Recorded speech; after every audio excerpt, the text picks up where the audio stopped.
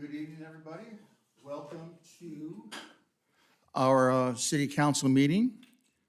I'd like to go ahead and call this meeting to order and ask Captain Williams to lead us in the pledge.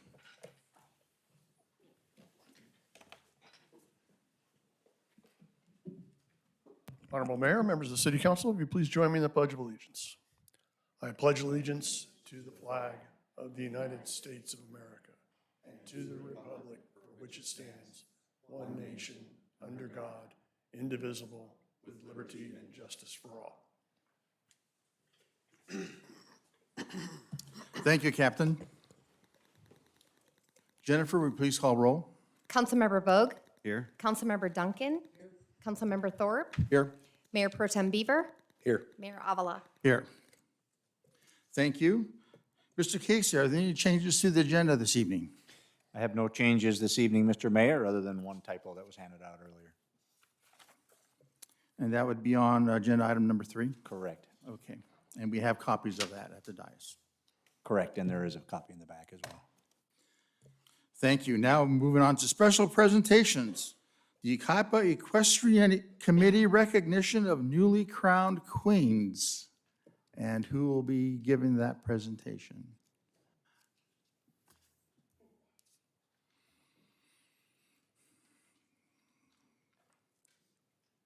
Mr. Al Gore. Hello, gentlemen. How are we doing? Okay, we had our queen contest, and we had a great group, and they were all winners. It was tough, but we have, Lynn Warren is our coordinator for our queen contest, and she did one heck of a job. And so I'm gonna bring Lynn up here so she can introduce the group here. Good evening.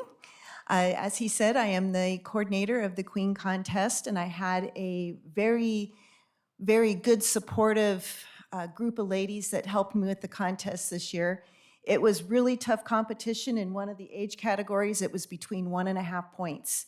So it was a very, very tough competition. Last weekend, they did public speaking, they did prepared speeches, they did impromptu, they did interviews, and they did their horsemanship contest. The horsemanship score is 50% of their total score, because as you know, we need queens that can ride a horse for a rodeo. So that's why it weighs so heavily on their horsemanship skills. And all of these ladies are exceptional riders, and I'm just really excited that they'll all be riding in the rodeo this weekend. I'm going to let them introduce themselves.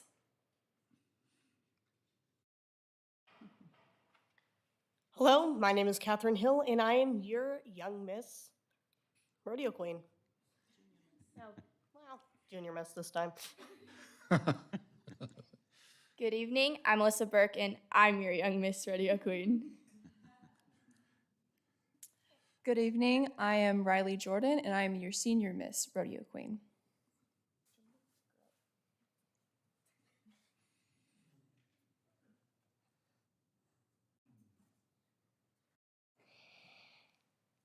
Hi, my name is Layla Johns, and I'm your first Tiny Miss Yucaipa Rodeo.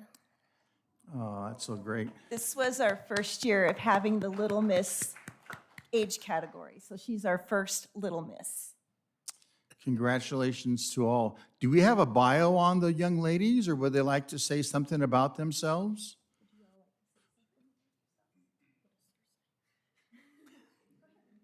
Wait, which school do you go to? Okay.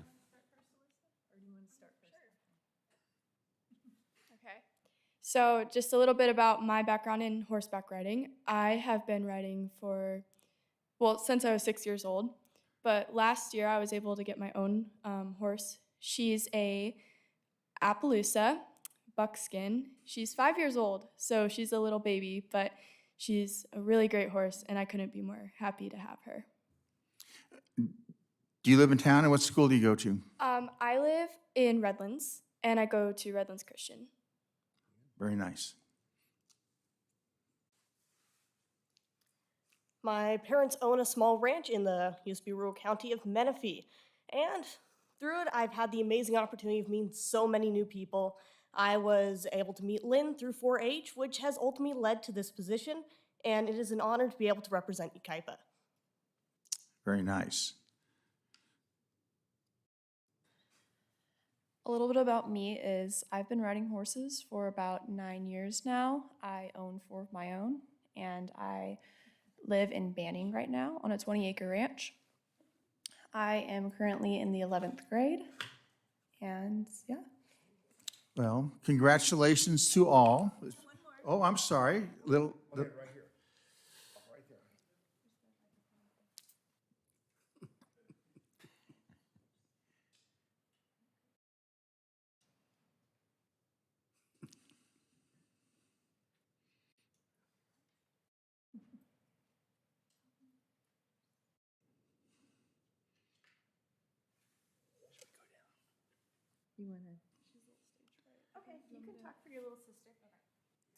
This is my little sister.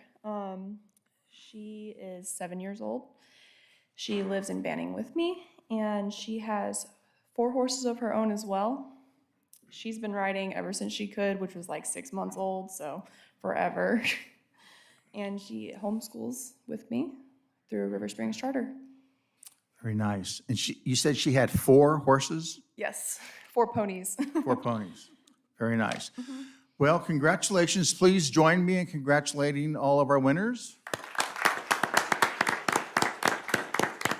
And we'd like to have our pictures taken. Want to come up to the front of the dais? We'll meet you down there.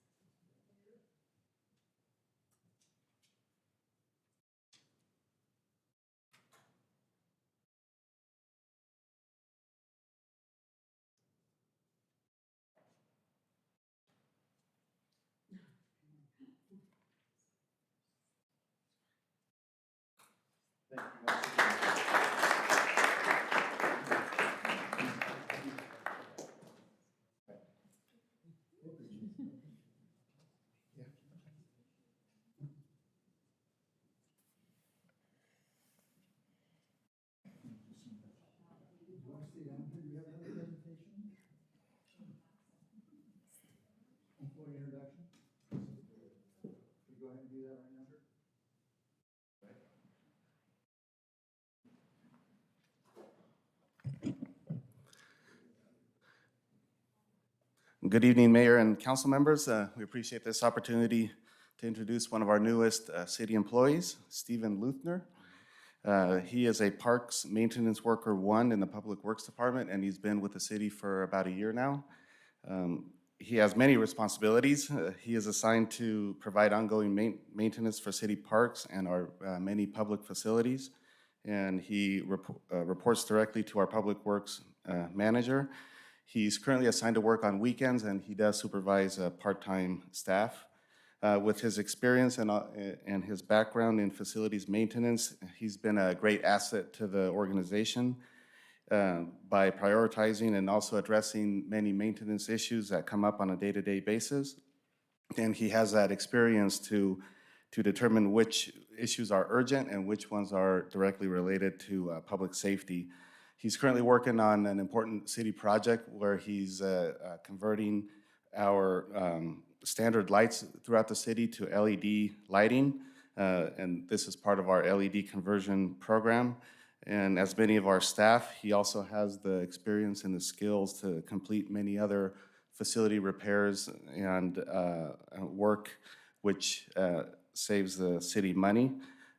He is part of a busy team in a busy work environment and has made our team even better. He's always willing to step in and help with our special projects and with many of our community events. We're very proud of Stephen because of his ability to work and communicate with the public when he works weekends out in the parks, and also for his ability to perform his job with his great attitude, and again, he's always willing to help. What he likes most about his job is his coworkers or his team that he works with, and the ability to work on a variety of tasks and also a lot of special projects that contribute to the community. Stephen enjoys golf, shooting, football, and family time. He's been married to his wife, Christy, for over 12 years, and they have 2 kids. His son, Daxton, who is 3 years old, and a daughter, Riley, who is 1.5. So, Stephen, would you like to say a few words? Yeah, I just want to tell you guys thank you for the opportunity and just to work for a city that I love. I actually graduated from Yucaipa High School. So just, yeah, thank you. Thank you. Would you like to come up here? Yeah. Have a picture taken with you?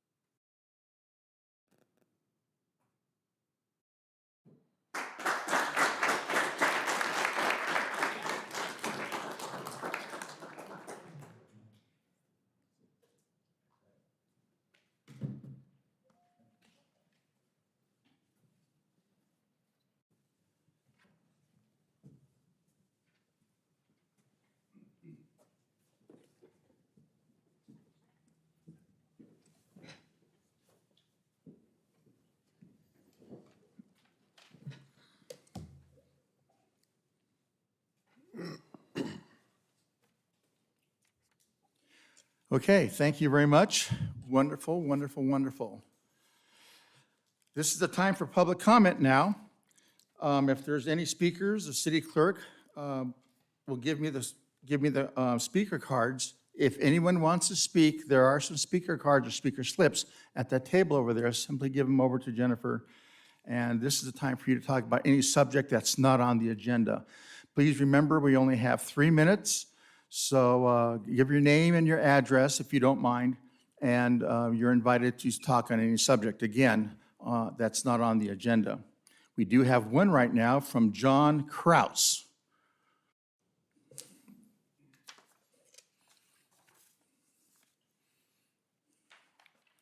Good evening, council members and everybody here involved. My name is John Kraus, and I live at 13288 Bryan Street. And as a resident here, along with other neighbors in my neighborhood, we would like to bring something to your attention if possible and see if you could possibly help us out. Bryant has become a very busy street, I'm sure as all of you have known, but it's also a great benefit because it's now a lifeline from the freeway to Yucaipa and beyond. But, sorry.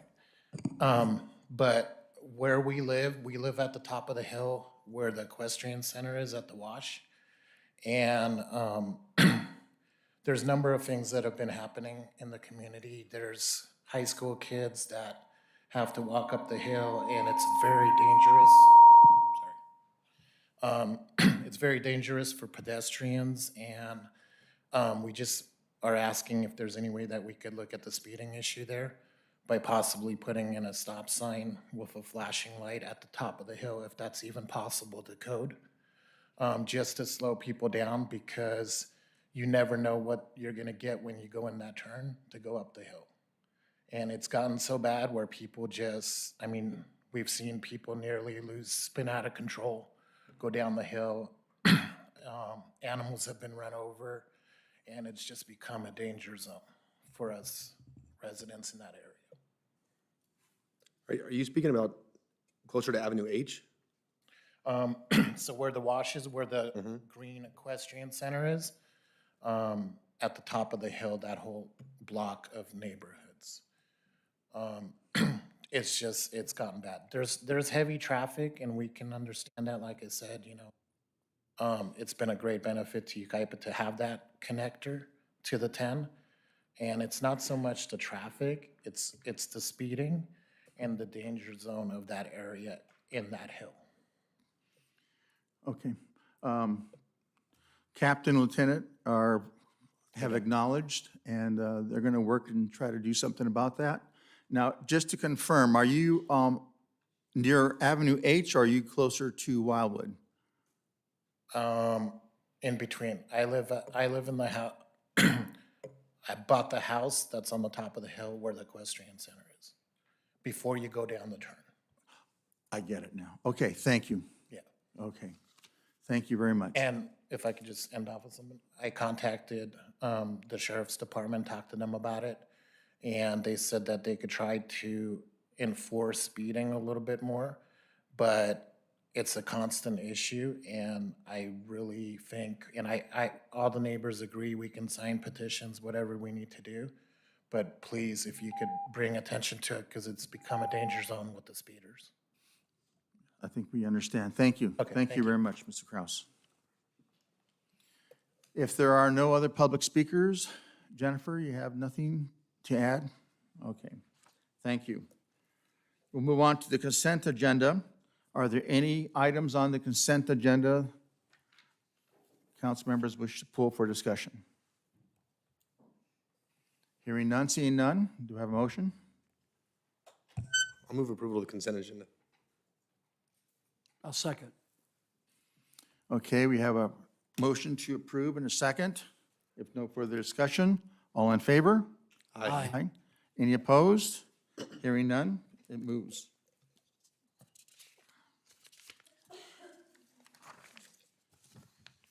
Moving on to mayor and council member business. Are there anything the council wishes to report? Hearing none, seeing none. Okay. Possible actions of pending legislation. Are there anything pending in the legislative? I'm sure there are, but I have nothing to report on this evening, Mr. Mayor. That was funny. Just note they are in session. They are in session, so watch out. All righty, we'll move on to department reports.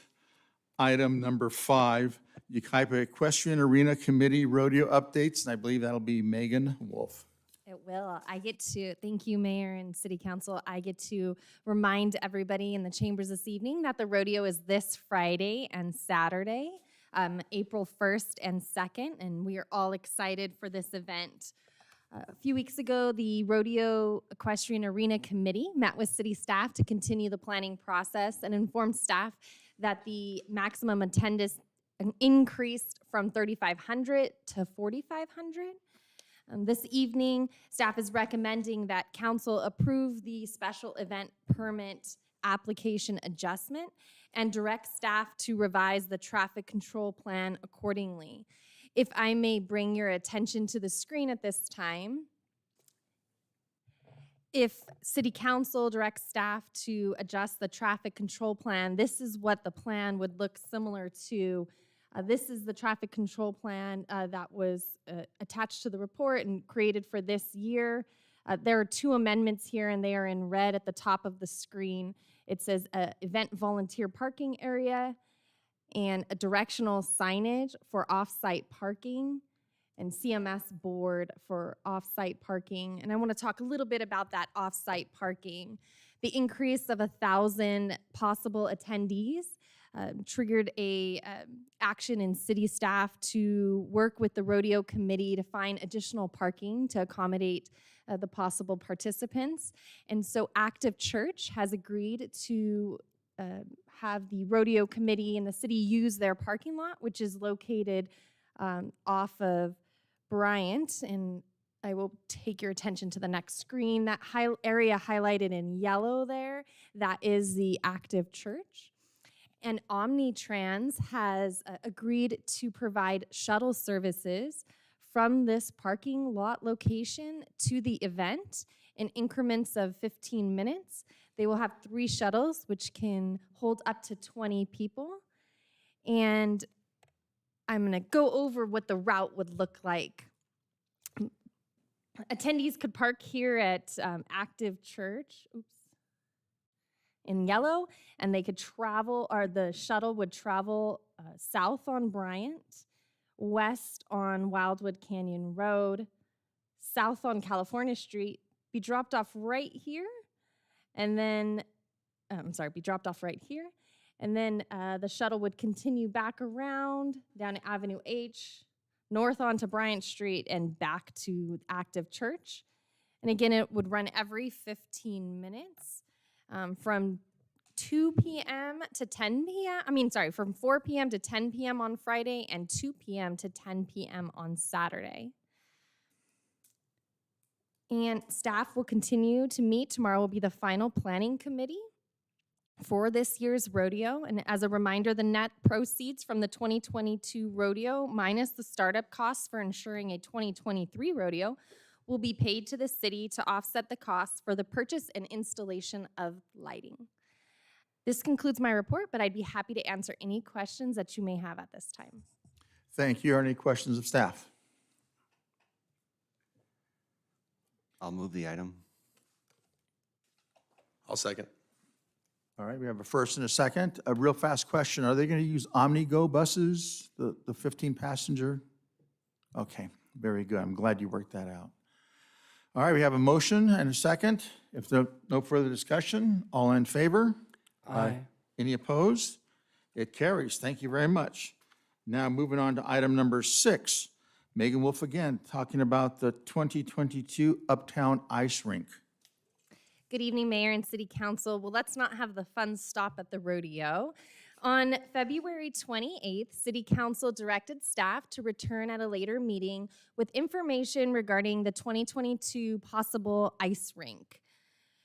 Since that meeting, staff has put together some information that is attached to this agenda report, and that information includes a budget as well as quotes that were received from multiple ice rink vendors. Staff has worked with and spoken with all vendors that have submitted a proposal for an ice rink.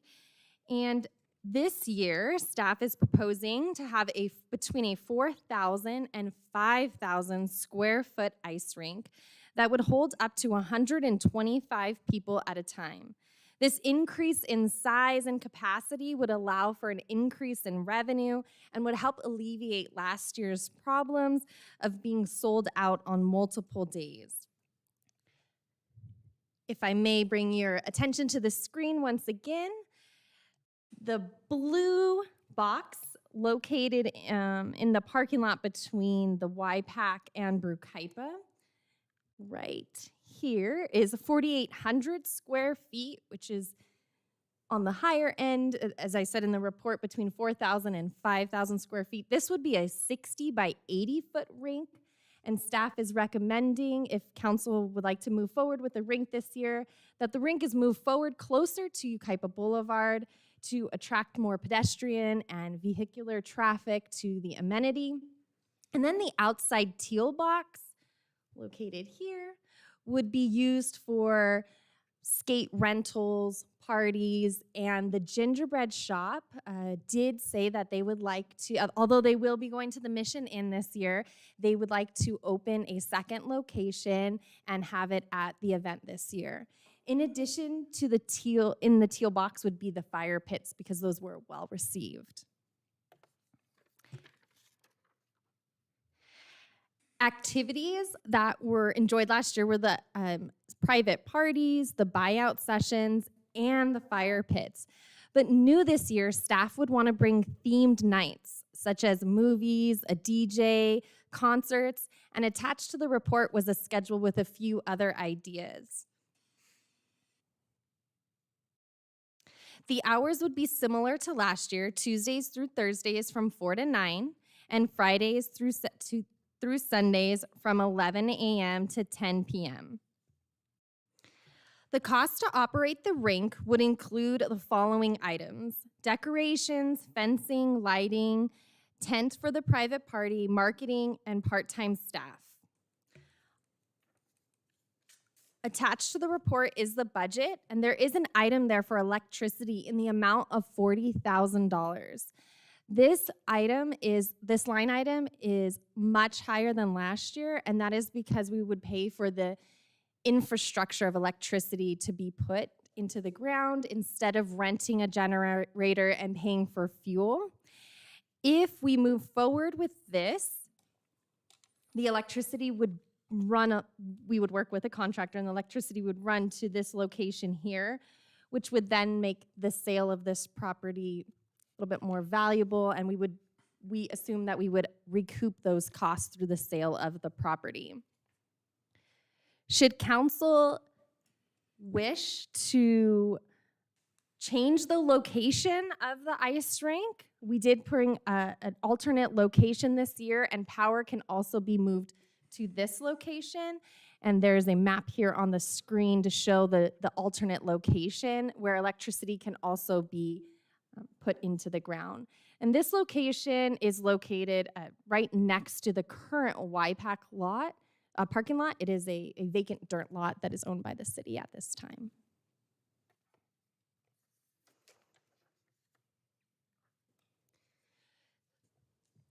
Staff is recommending moving forward with the most qualified company, which at this time is Ice Rink Events. Ice Rink Events actually has a warehouse located in Mentone, and so during our 2021 ice rink season, they were driving down the boulevard and saw the ice rink and stopped and met with staff and talked about what they felt the pros and cons were of our rink, what they would do differently. And then we received a recommendation from them to visit some of their rinks that were currently in session. One of those rinks was at the El Paseo Hotel in Huntington Beach. So staff did have the opportunity to go out to that rink, meet with the operators, the hotel employees, and talk with them about their relationship with the company and the pros and cons of working with that company, and really understand what it was like to work with them, and they highly recommended the company. If approved, the rink will open on Saturday, November 26, 2022, and will close on January 2nd, 2023, meaning ice skating the last session would be January 1st, and the rink would be closed on the 2nd and taken down. The fiscal year 2022-2023 adopted budget has not been presented to council for review and approval. Should City Council wish to move forward with the 2022 ice rink, estimates for the ice rink revenues are in the amount of $225,000 and expenses are in the amount of $270,700,000, which gives a net fiscal impact to the general fund equal to the amount of $45,690. This concludes my report, and I'd be more than happy to answer any questions at this time. Thank you. Are there any questions of staff? Are Mr. we Duncan. going to level that section by Yucaipa? Are we going to level that out and move the dirt around to make sure we have a level spot for that? It's a really great question. I'm glad you brought that up. We will be removing the gravel because that was something that did not work with the ice rink, and we will be leveling that area to allow for an ice rink to take place.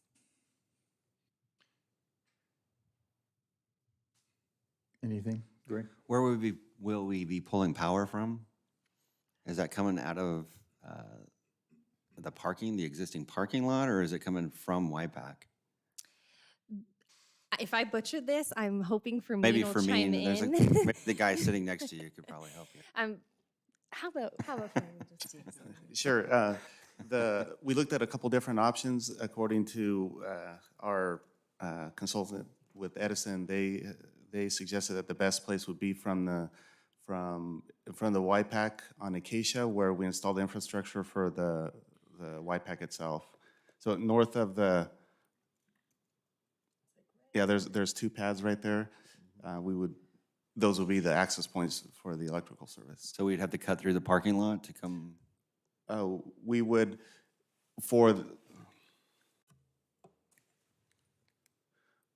one option would be that we would trench along the planters here to this area there, and then we could bore from here to here, or there's another option from this overhead pole here.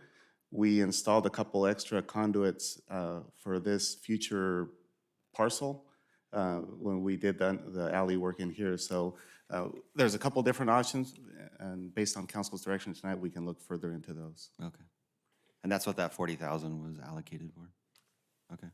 So, quick go back.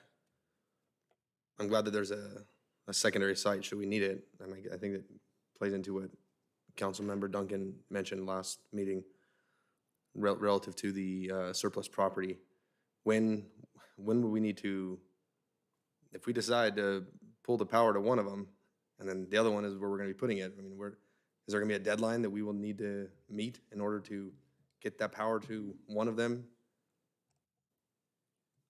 Edison would typically need 3 or 4 months to help us through that process. So we would have to make the decision 6 months in advance, let's say. Okay. I'll move the item. All right, we have a motion to move this item forward. I'll Approve. second. And a second. Are there any further discussions? If not, all in favor? Aye. Any opposed? Ayes carry it. Thank you very much. It's good luck to us all on this one, too. Okay, moving on to item number 7, California State Library Building Forward Library Infrastructure Program. Resolution number 2022-11. I believe that's Mr. Casey giving the presentation.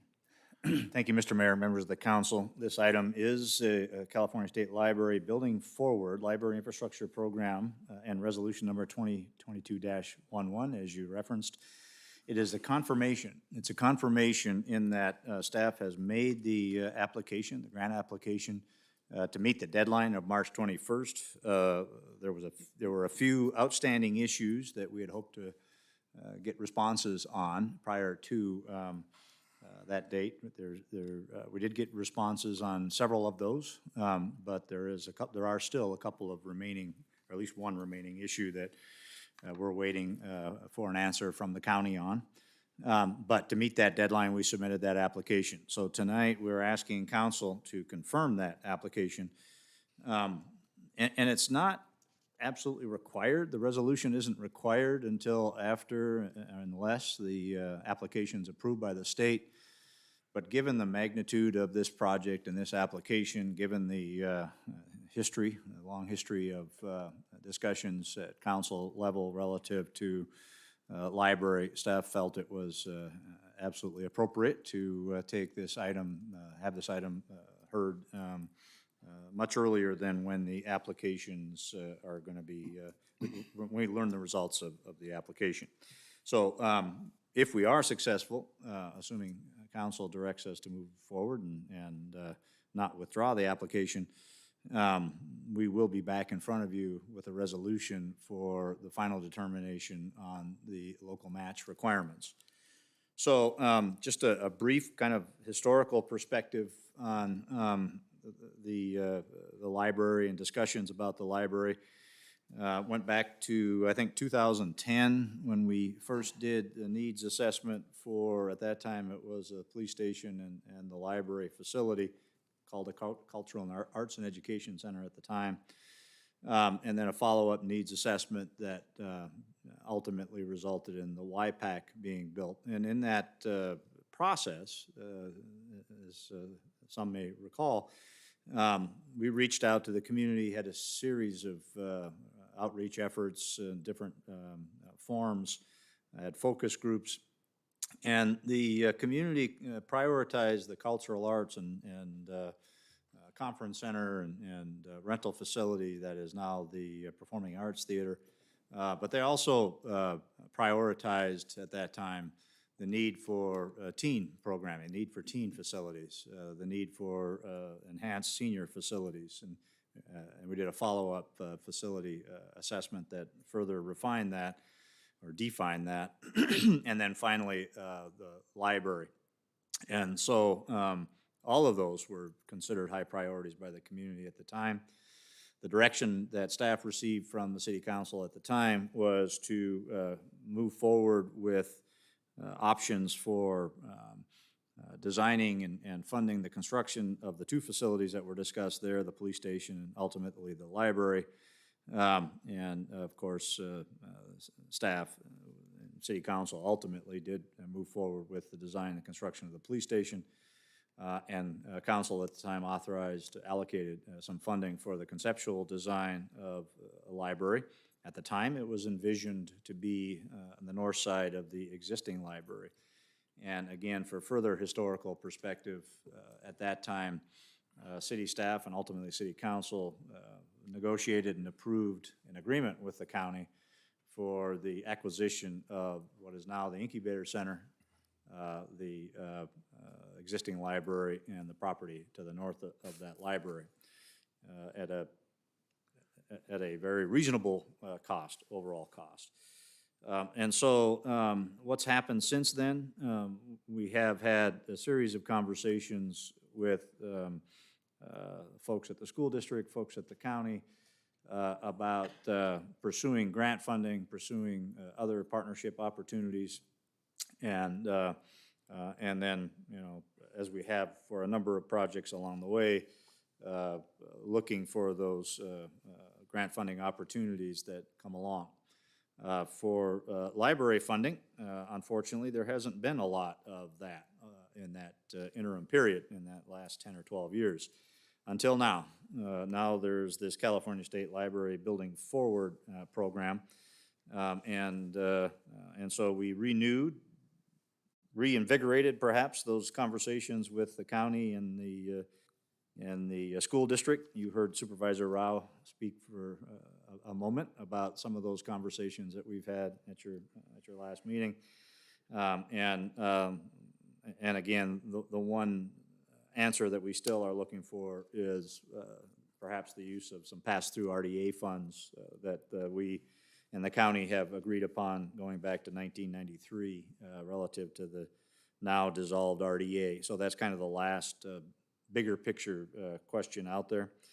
But the application itself calls for just under the cap in that grant program of $10 million toward a $23 million project all told. Now the $23 million project, 22 something, includes the equipment and the books and the TIs inside the library as well, which the county has committed to paying for. Those are also eligible as part of the local match.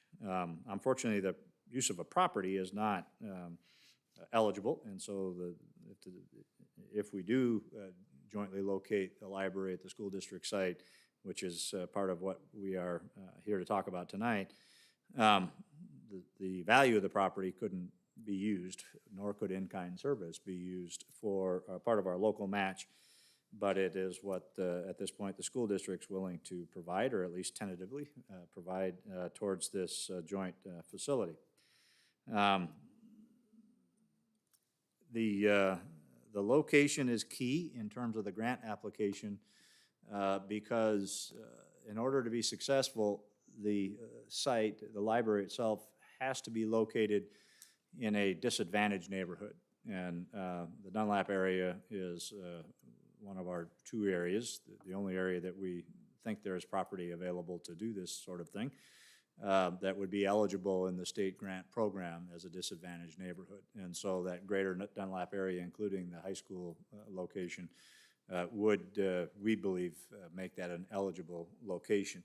The other thing that we learned along the way, I guess you could say the hard way, was we really tried hard to create a teen program, teen center, if you will, as a part of the library. Now, there's still a group that meets there, but it's a small group. We had a very active teen programming at our 7th Street location when the 9th grade campus was located nearby. When that 9th grade campus or those students were moved to the high school, that teen programming dwindled very quickly. And so we learned through that and through trying to do a teen program for a larger group at the library that the teen programming pretty much has to be near the teens where they're going to school. And so that's another reason why we gravitated towards a joint facility at the near the high school at the old Sizzler site. I want to go through our PowerPoint real quick, and then I'll finish up with some council may recall that we actually had some conceptual drawings completed at the time, 2010. Of course, it's a Craftsman style.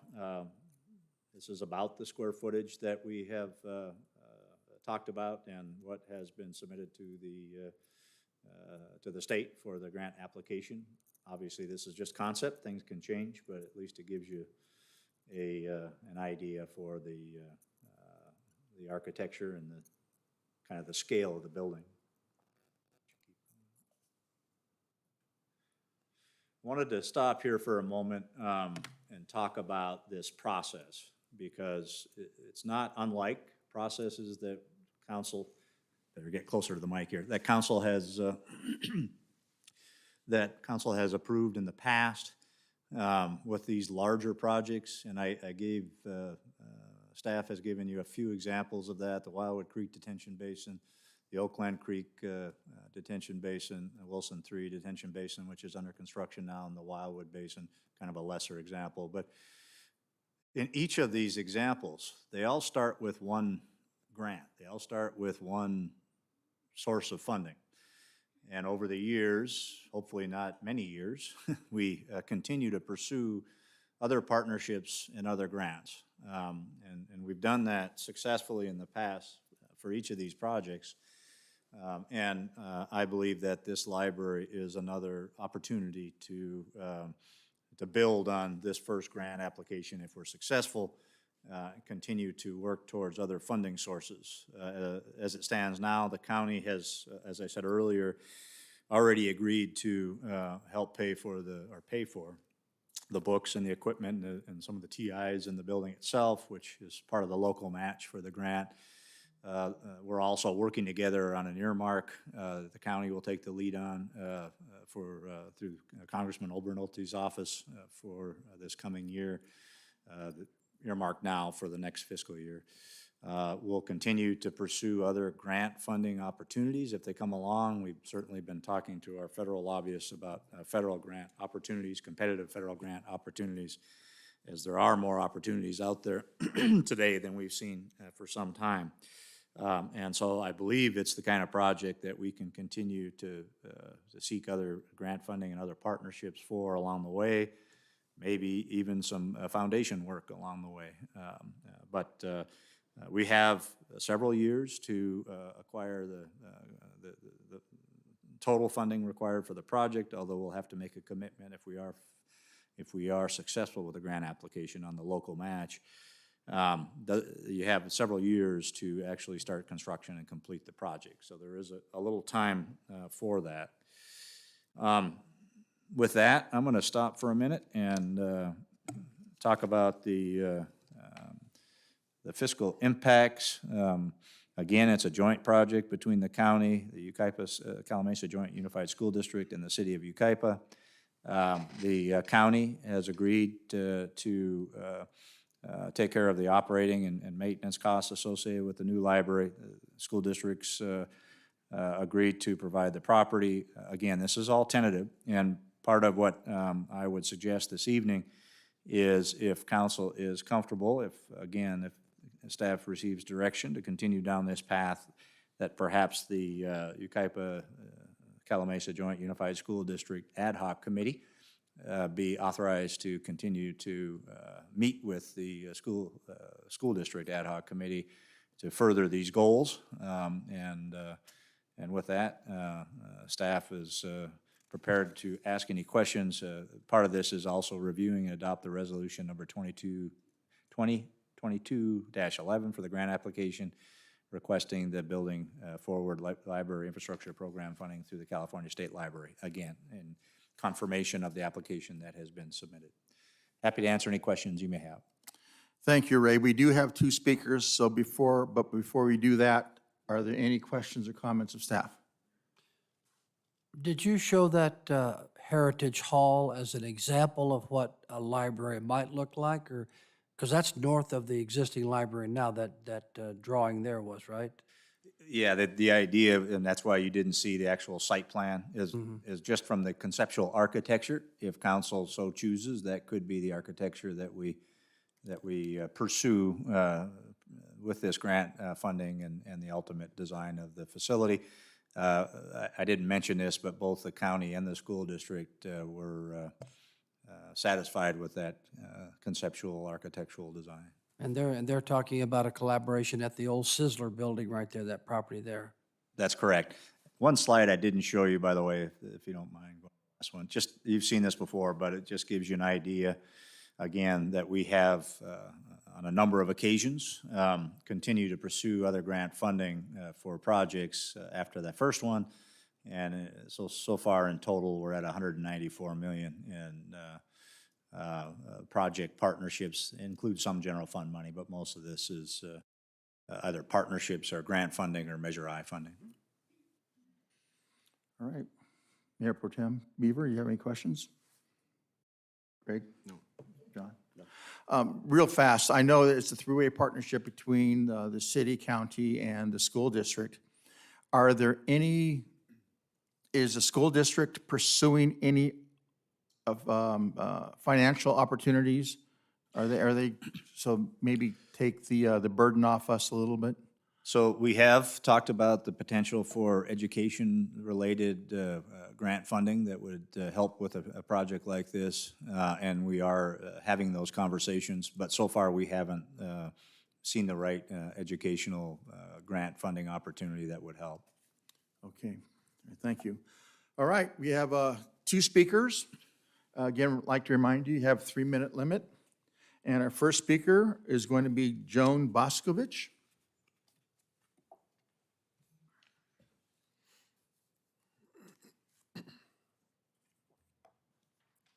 Okay, I timed this. It should be 2 minutes and 43 seconds, so that's what I need. Okay? Oh, what, I'm not loud enough? Okay. Good evening, everyone. My name is Joan Boscovich. My address is 34989 Avenue C. When I mentioned the need for a new library to one of my friends, she remarked, "Why? It's just a building with books." I'm guessing she's not alone in that perception.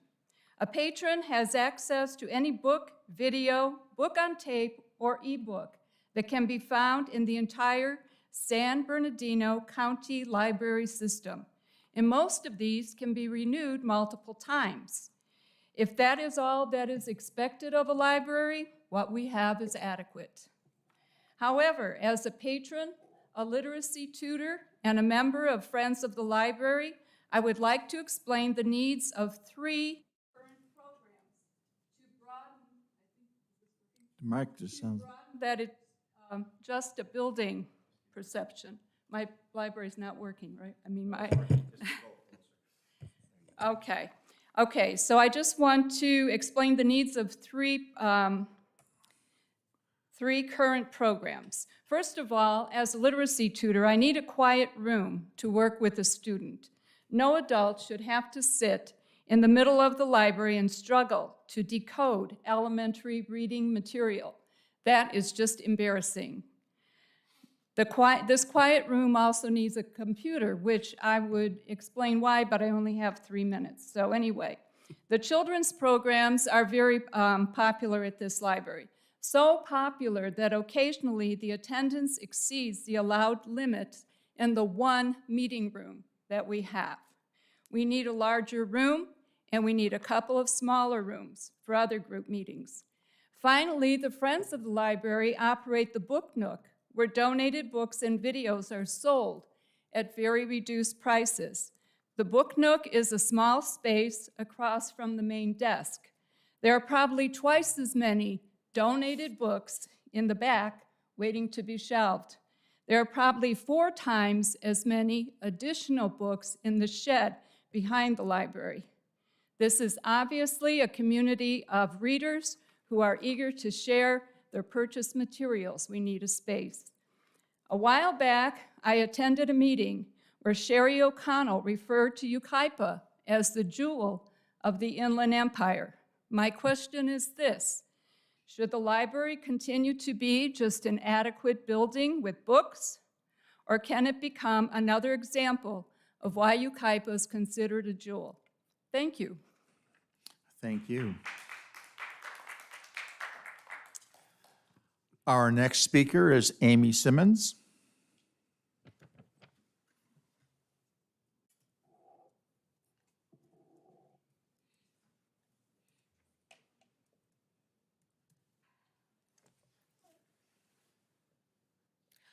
Hi, welcome. I'm Amy Simmons, 36475 County Line Road in Yucaipa. And first, I just wanted to say to Mr. Casey, to the council, the mayor, thank you for not giving up on our library. There's nothing more that any of us can say about how much a new library is needed for this community, how undersized and unmaintained that facility is for what is needed. So with that being said, I recently became vice president of Friends of the Library, and I look forward to, once this library project goes forward, upping our efforts to fundraise and enhance the outcome of the library.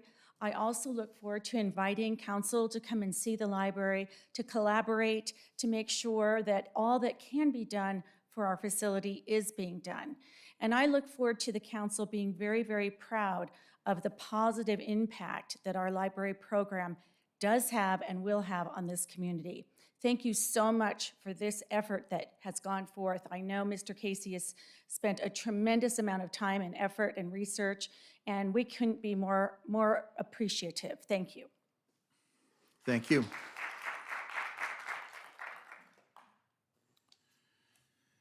Okay, gentlemen, any comments? I don't have a Motion? comment, but I would like to move the item. All right, we have a motion to move it forward. I'll second his motion. We have a first and a second. Before we do the vote, I'm reminded of back in the old days, in another life, I had the opportunity to meet with the First Lady, Laura Bush, who was pushing the Reading is Fundamental program at the time. Reading is such a basic requirement to succeed in life, not to become millionaires or anything like that, but just to have a nice rounded life. This is such an important step, and for us to make sure that we continue that tradition and responsibility to our citizens, young and old. All righty. Hearing no further discussion, all those in favor? Aye. Any opposed? The ayes carry it. Thank you very much. Thank you. We will move forward. Okay, moving on to item number 8. Approve the San Bernardino County Municipal Separate Storm Sewer System, Common Interest, Joint Defense, and Confidentiality Agreement among permittees, and that'll be Fermin Preciado. Thank you, Mayor and council members. The city and the county together both have a permit with the Santa Ana Regional Water Quality Control Board to operate and maintain our drainage systems, or stormwater and urban runoff systems. These systems eventually drain into state and federal waters, such as the Santa Ana River and ultimately the Pacific Ocean. The program is called the National Pollutant Discharge Elimination System, or NPDES for short. And Landon Kern will be presenting this item, which is consideration of an agreement among the permittees here in San Bernardino County. Thank you, Fermin, for that introduction, and good evening, Mayor and members of council. As Fermin introduced, this item before you is for the approval of the San Bernardino County Municipal Separate Storm Sewer System, also known as the MS4 system, the Common Interest, Joint Defense, and Confidentiality Agreement among permittees. And as Fermin just highlighted for us, Yucaipa is one of the 16 cities, also known as co-permittees, that are covered under this MS4 permit. And each local agency is responsible to implement the individual program elements and to fiscally support the county-wide program. And essentially, the MS4 permit provides that legal framework for the operation and maintenance of our stormwater systems, applying the provisions of the Clean Water Act with the primary goal to manage and protect stormwater and overall water quality. Very important resource in this area. As an example of one of the components of our MS4 permit, just to provide one area that focuses on, certain requirements are in place for new developments occurring within the city and the county, and in many cases, new projects require a project-specific water quality management plan to be developed, reviewed, and approved through the planning and engineering process here, and that's all done under that MS4 permit and those requirements in order to capture and treat the site's anticipated pollutants before they leave that site and enter into our storm drain MS4 system. The current MS4 permit has been extended by the regional board until a new permit is issued, and a draft of a new permit was released by the regional board in January of this year for public review and comment. And last month on the February 4th, the regional board presented their working proposal for the next term permit, which is anticipated to be adopted at the end of this fiscal year or calendar year and would likely become effective in January of next year, 2023.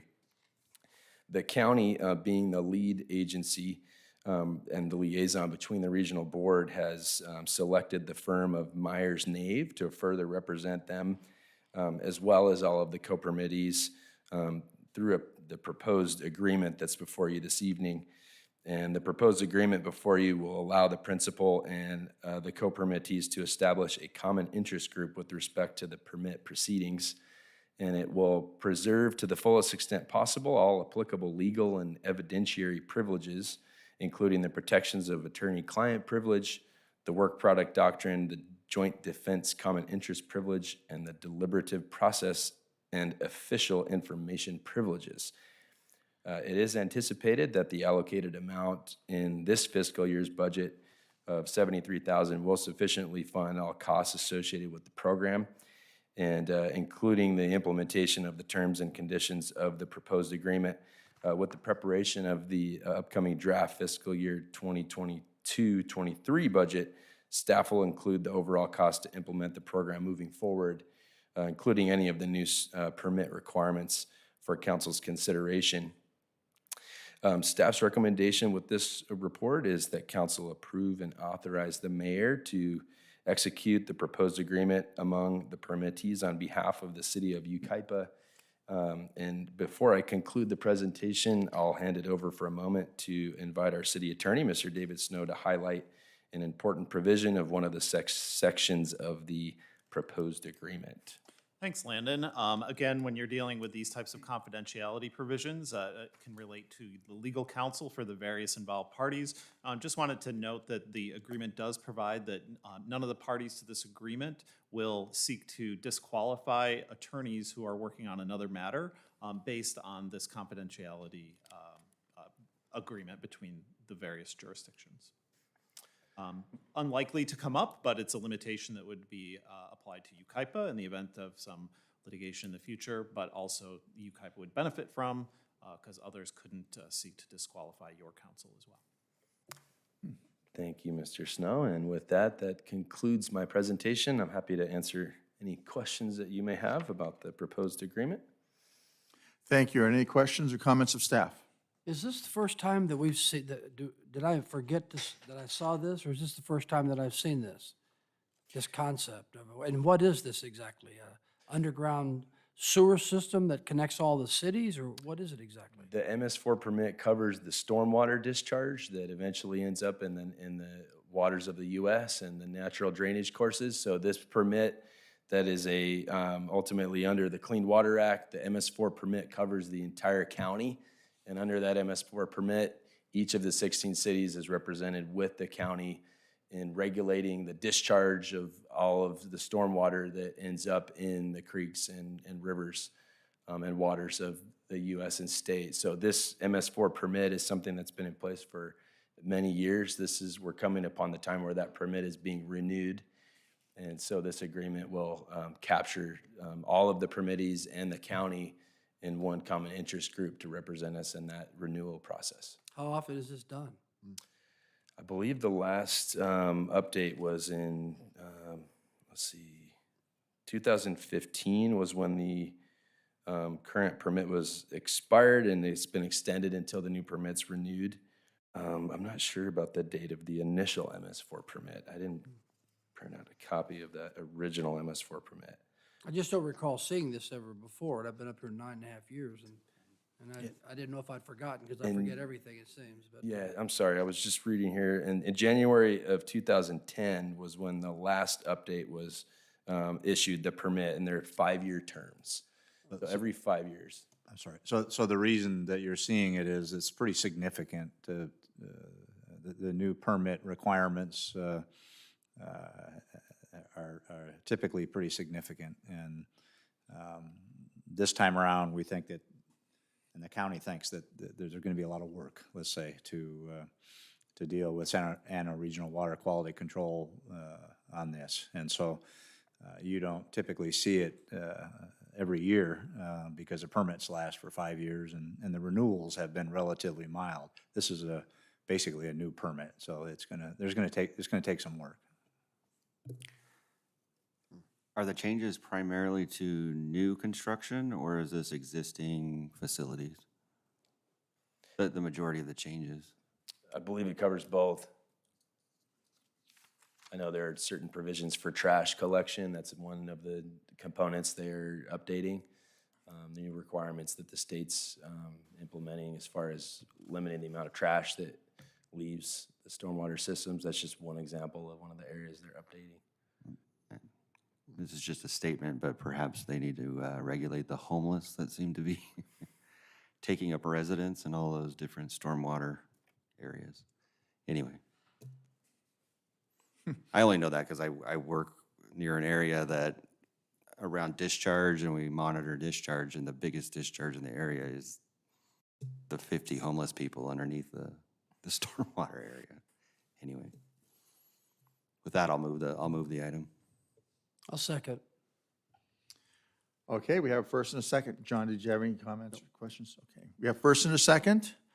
Hearing no further discussion. All in favor? Aye. Any opposed? The ayes carry it. Thank you, Fermin and Landon. All right, moving on to item number 9, left turn phasing traffic signal modification at various locations project. Project number 11142, and I believe Fermin will lead off. Yes, thank you. The left turn phasing traffic signal modification project, it is included in the adopted fiscal year 21-22 capital improvement program, and it is primarily funded by state grant funds. And Todd Guchar will be presenting this item for council's consideration. Thank you, Fermin. Good evening, Honorable Mayor and members of council. In 2019, city staff coordinated with a traffic engineering consulting firm to determine how the efficiency and safety at certain signalized intersections could be improved by modifying the left turn phasing. As you can see from the slide posted, when the analysis was completed, it was determined that left turn phasing modifications were warranted at 6 intersections at the various locations. Yucaipa Boulevard at Yucaipa Valley Circle, which is the Vaughn Shopping Center, Yucaipa Boulevard at 5th Street, Yucaipa Boulevard at 10th Street, Oakland Road at Avenue E, Oakland Road at Chapman Heights, and Oakland Road at Sunnyside Drive, or Sunnyside Road, or excuse me, Sunnyside Drive. If you can see at Sunnyside Drive, the residential development project Serrano Lake, being constructed by Woodside Homes, is conditioned to complete the traffic signal modification, including the protected left-hand turn phase at the intersection of Oakland Road and Sunnyside Drive. This has already been completed. That's why it's a different color up there, just to specify it's part of the project, but is being dealing with on its own. In October of 2020, staff was informed that Caltrans was accepting Highway Safety Information Improvement Program grant funding applications. In the fiscal year 2021, the CIP included traffic facility fees in the amount of $85,000 to complete the first phase of the project.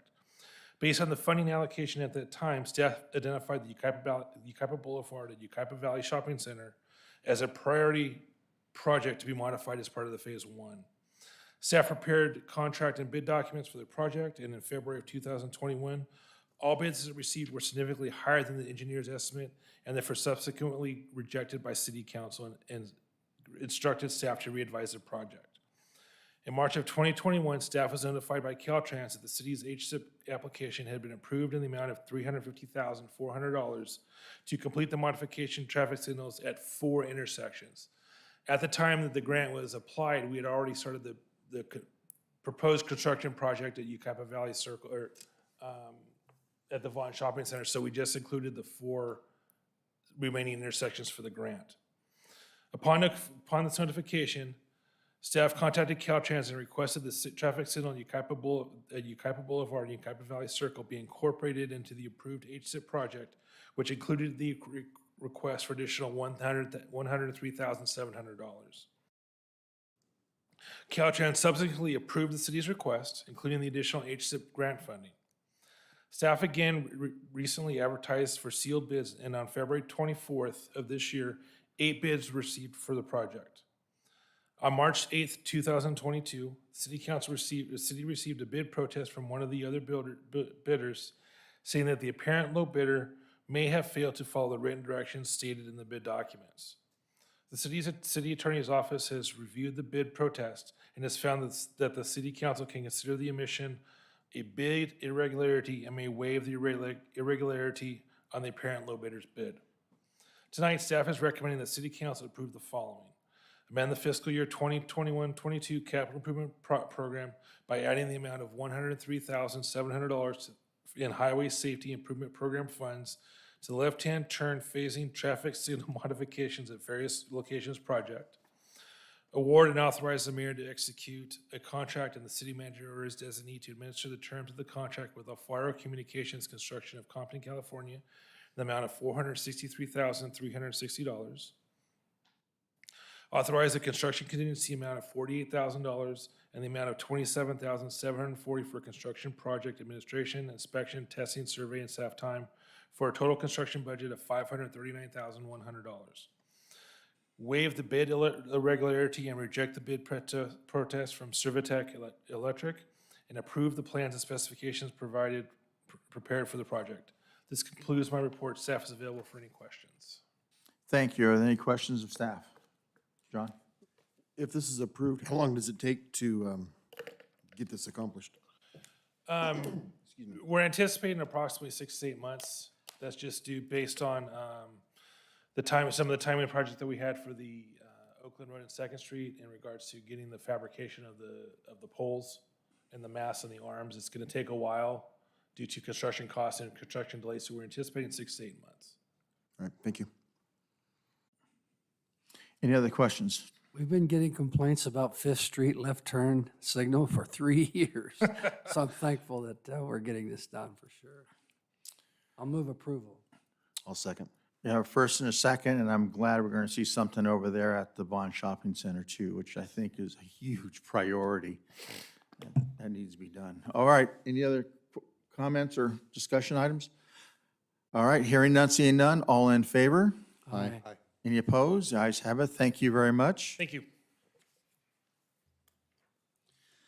Moving on to item number 10, the Yucaipa Freeway Corridor Specific Plan Update. And that'll be started with Ben Metlock.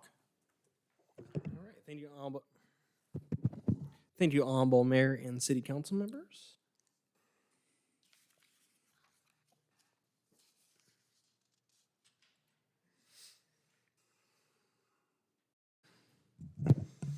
All right, I am happy to present today the study session for the Freeway Corridor Specific Plan Update.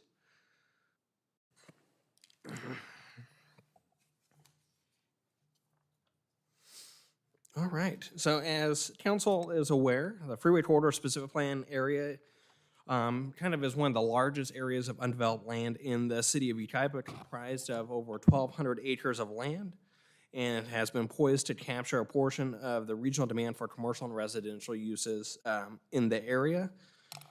As part of the original Freeway Corridor Specific Plan that was adopted in 2008, its original intent was to provide job opportunities for the community, as well as providing one of the key sites for future housing to meet kind of the housing demand in the future as well.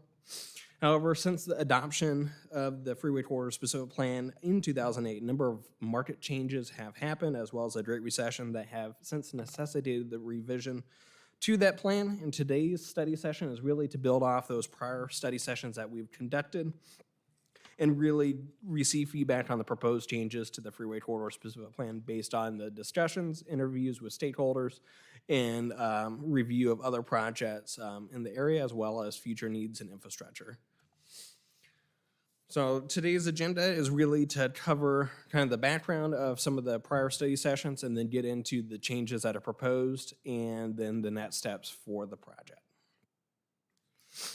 Now, the two different study sessions have been conducted with the City Council on the Freeway Corridor Specific Plan Update. The first one occurring on June 14th, which was kind of the initial kickoff of discussions with Council, provided background of the plan, and then focused on the high level of elements that were to be included with the update. As part of this study session, direction was provided by City Council to evaluate the hillside overlay requirements and find a solution that would better support the overall plan goals. And so a follow-up study session was conducted on September 27th regarding the hillside overlay requirements and what the open space features of the specific plan should provide. At that meeting, direction was provided to protect key view sheds and really allowing grading and trail features within open space areas. And essentially the focus is the open space should provide a benefit to the community, both in terms of the aesthetic and maintaining a rural atmosphere, but being functional as well. While it shouldn't be just a let's meet a number for the sake of meeting a number for open space, but really making sure that it's a conscientious effort on our part. And then additional direction was also provided to allow allowances for agricultural uses, including those already in the area, which is pumpkin farming. Many of the open space areas include grazing activities of cows. And then also with the Yucaipa Valley wine kind of country planning efforts is to allow opportunities for vineyard plantings in some open space well where they made sense.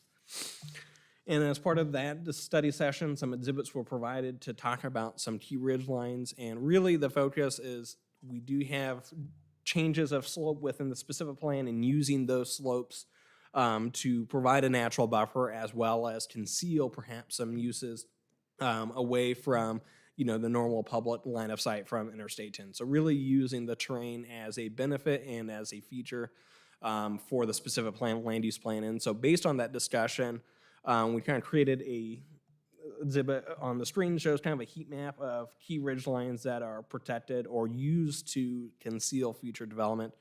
And so this really is one of the guiding principles that we use to develop the land use plan and then develop the land use arrangements of the specific plan following those discussions. Now for the slide, and I'll kind of hover back between these two for council's reference, but this is the existing specific plan district right now.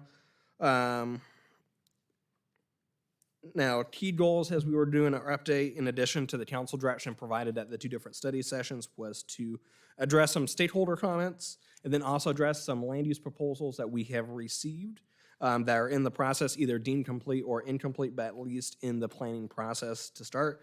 Manage the residential capacity. So as shown on the land use distribution, the specific plan had a capacity of 2,400 units, and so as part of no net loss requirements with the state law, we strive to maintain that number. And then additional consideration for reducing vehicle miles traveled was also a key priority of the STAD grant that's helping to fund this effort. And so providing an arrangement of land uses that would accomplish these different goals for the update. And so on the screen above is the proposed land use plan. It's also included in the agenda packet for council's reference or for the public as well. But want to cover kind of a few different things. I'll go into the next slide, some of the different changes that are proposed, and then revert back to this image to kind of highlight these different changes. Now, overall, the land use plan, as I mentioned, addresses the projects that have been proposed under existing conditional use permits, while also balancing the residential uses in the specific plan, and then also working to tie in to other planning areas as well adjoining the city. So, for example, the city of Redlands has built out residential neighborhoods along the far kind of western end of the specific plan boundary, and then the city of Calamasa to the south of the specific plan have their Mesa Verde specific plan as well, and making sure that there's a harmonious transition between the different districts that we are proposing to the existing built conditions or future plan conditions in those respective cities. Now, as part of it, kind of the comparison, as I noted, one of the goals was to maintain the residential unit capacity as to avoid no net loss rezoning requirements. And so the residential unit capacity of the proposed changes is about the same as the existing specific plan with an increase of just 5 units. And then the second part is the business park land use district has increased based on some industrial warehouse projects that have been submitted. And some of these areas were originally designated for residential, so as part of the land use plan is modifying the residential districts to accommodate those units that would have been displaced with those projects. And then as part of accommodating the business park, as well as market changes, the residential densities had also been increased with a new R6 and R12 districts in lieu of some of the very low residential densities. However, as I mentioned, we tried to prioritize the land use, the residential areas to surrounding development. So the lower densities are along the western edge, adjoining to the existing City of Redlands development, and then a little bit higher densities towards the Mesa Verde specific plan, which will propose similar uses on that front as well. And then finally, another element that we did maintain is some of the planned societal housing sites. So as I mentioned, the specific plan has always been a key area for future housing in the city. And in our proposed draft housing element that has been reviewed and submitted to HCD, there are some R24 districts that were proposed along Live Oak Canyon, and so those have been maintained as well in this proposed change to the plan. Now, as part of the scope of work for the Freeway Corridor Specific Plan included a conceptual grading plan to better understand how it would ultimately be developed. So one of the elements of the existing specific plan was not a lot of detail or certainty on how the plan would function, how different districts would develop, and what that would look like if you were grading the site to transition it. And so really, the focus is to tie in the land use districts to those connecting corridors or the open space features, and then using the grading to view or to shield some of the different uses and also provide as a buffer between the districts. And then also the grading was also used to inform trail and open space areas with a much more deliberate focus on establishing trail connectivity, including multi-purpose trails next to key corridors and natural trails in open space areas. Do want to note, as part of the open space features, the old Freeway Corridor Specific Plan did not provide a lot of detail on trails, open space, and other connectivity. It really just established the open space percentage requirement and then had some policies, but really was not deliberate on where trails would go, how they would connect, and what they should look like. And so we have provided some exhibits to show these different trail features. Two different elements really comprise the trails. You'll have multi-purpose trails adjacent to key roadway corridors to provide connectivity through the specific plan, as well as natural trails in the interior of the specific plan as well. So it provides many different opportunities for recreation than what had been addressed before. Now, as part of the residential districts, I noted that there were 2 new districts developed, which is an R6 and R12. Really, the goal with the housing portion of the Freeway Corridor Specific Plan is to provide a variety of housing types, including traditional single-family homes, as well as smaller lot subdivisions that are part of starting homes or first-time home buyer, and then maintaining the higher density residential units for current and future arena requirements. And so really through these land use districts is looking at the market demands, what type of housing is attainable for many different people, including first-time home buyers, and making sure that there's enough flexibility in the plan to do so. And then as part of the specific plan, there's also some revisions to the different commercial and non-residential land use districts. One kind of key change is the current specific plan has regional, commercial, and business park land use districts that are have different goals identified for each. However, the land use matrix of what uses are allowed are exactly the same. So in theory, you could submit one project for one district and submit the same project for another, and there's no distinction between what those plans are or what the goals would actually be on individual projects. And so the proposed revisions would better identify what those districts are supposed to do, business part being more for industrial or kind of larger commercial style facilities, and then regional commercial being much more to encourage retail, office, and other customer serving uses. Now, another new district that was established is the agritourism or agricultural tourism district. Really, this is to build off a conditional use permit application the city has received from the pumpkin patch to expand their operations, including a number of temporary expansions that they've done through their special event permit and really legitimizing that. And then really providing for much more year-round opportunities that they have expressed interest in doing. This may include overnight accommodations and other agricultural related or themed retail sales. So it's really building off the pumpkin patch, a lot of the activities that they've been programming into their annual, events throughout the winter and, as part of the fall seasons, and then allowing a lot more opportunities with that based on the existing conditional use permit application they've submitted. And then with the specific plan, we have developed a circulation plan with it. just as the existing freeway corridor specific plan ties into the Wildwood Canyon Interchange, this project will do the same. Commercial collector is identified to address business park land use districts, and a collector street is provided to the rest of the connectivity within the different districts of the neighborhoods, as well as connections to existing roadway infrastructure. And then the intersections that will be serving the project include the Live Oak Canyon Interchange, County Line Road, and then again, the future Wildwood Canyon Interchange as well. And then here are some sections showing the roadway designs. The commercial collector really accommodating some of the business park districts would allow 4 lanes of travel.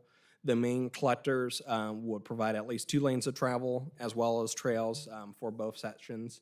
And then a multi-purpose trail, and then local streets as well. So individual neighborhoods would have their own street design with sidewalks and parkway, and then trails would be established through the rest of the streets. And so these are a little kind of, I think, muddy to read on the screen, but kind of build off the existing city standards with a little bit more focused on the trail provisions within those collector streets as an access point, since some of the areas may not benefit from sidewalks, but more for allowing a little bit larger scale, traveling through with, hundreds of linear feet or more. And then I won't touch on them in high detail, but I did want to provide them at least as part of the presentation. The focus of the update is really to achieve the intended outcomes of the existing freeway corridor specific plan. And so as part of the existing specific plan, it identified a number of different planning objectives.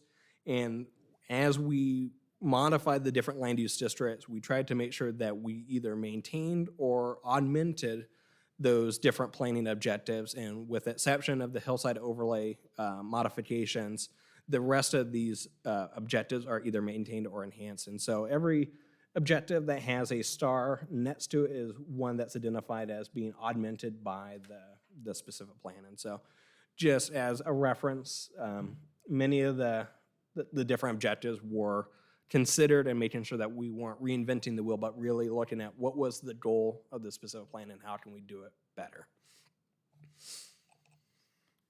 And then, so I'll quickly go back to the different images just to, based on the different land use districts, to show this is what was proposed, or this is what is existing, and then this is kind of the changes based on the different elements we discussed. And then the final element of this presentation is, as the City Council is aware, different types of comprehensive planning efforts are subject to the California Environmental Quality Act, and essentially requires a review pursuant to CEQA in order for any formal action to occur. So once we draft the specific plan based on today's direction, in order for council to formally approve the document, an updated environmental document is required for that. And so the Freeway Corridor specific plan does have an existing EIR, and based on the changes that would occur, a subsequent EIR is needed to address those changes and make sure that the environmental record is current with the proposed project. Now, as council is aware, the city has been taking the lead on the update, including the funding to help do this work, and has reached out to stakeholders to help develop the plan that's proposed, including recognition of projects that have been submitted. And then in prior study sessions and in the recent budget report, the required environmental review document has been discussed with acknowledgement that those costs for this work is typically developed or is to be paid for by those that develop their sites. Now, there's 2 key considerations in the EIR scope. One is a programmatic level review that essentially covers the specific plan as a whole. So as the bid picture, what are the environmental impacts? And then from there, individual projects get much more granular in detail onto what is specific to that project. And so normally, the specific plan covers much broader brush, and then if there's projects that come in, they are assessed for consistency with it, but then will provide their own supplemental studies to help validate conditions on their site for that. However, we do, as I mentioned, have a few different projects that are currently in the queue. And so right now, the timing just happens to align that they're processing their entitlement with the cycle that we are doing with this update. And so as part of it, the scope for the EIR covers the much more broader specific plan focus, but then also some much more detailed level review to address these project level applications. And so the proposed recommendation includes an MOU that would be established with those developers to address the cost sharing and to help manage those more project-specific analyses. So essentially, with some of the technical studies we wouldn't be doing if it wasn't for an application in process. And so making sure that those costs are borne appropriately by those developers. And then, if the project was to be done later on, if they were to submit later on, they would be providing those studies anyway. So there's no change from that front. Additionally, I do want to note that the bio contracts are a not to exceed amount and may be reduced through coordinated efforts with regulatory agencies. The surveys that are needed for the bio contract are very time intensive. And so when they scoped it out, they really tried to address every potential thing that they may be triggered. However, there are some elements that the California Department of Fish and Wildlife may address that are not needed at this point, or maybe later phases that can be deferred later on and done by a separate developer whenever they're ready to move forward. So that we will be working with the applicant or the environmental contract with DUDET to refine that scope based on those discussions with regulatory agencies. And with that, I'm happy to answer any questions and go from there. May I follow up very briefly, Mr. Mayor? Two things. One, would love to get input from City Council tonight relative to the land use plan. And of course, we'd like to move forward with the EIR if Council so directs us. But we can come back to you for another round of review of the land use plan, as well as we are starting these studies that Mr. Matlock talked about. I do want to point out one thing. Apologize for not catching this sooner, but we have excluded the preferred alignment for the interchange from the land uses and have included adjusted land uses around the interchange. And as we are going through that process now of finalizing, number one, the preferred alternative, hopefully Caltrans is supportive of the city's preference, I guess. But number two, we are just now starting that process of reaching out to property owners about all of those issues. And so my suggestion is for those areas that affect or that are over the intersection or the interchange footprint, that council consider maintaining those land uses as the current plan. Changes to the land uses and eliminating portions of the land uses for the interchange probably is not the right way to go at this point. That's part of the design process, the environmental process for the interchange itself. So my recommendation as you continue to look at land uses is to keep those land uses over the footprint and around the footprint at where the current freeway corridor specific plan has them. So again, apologize for not catching that sooner. All righty, that was a lot of information. And we may have to take this again, in my opinion, because that's a lot to digest. But we do have one speaker, but before we do that, are there any questions or comments of staff?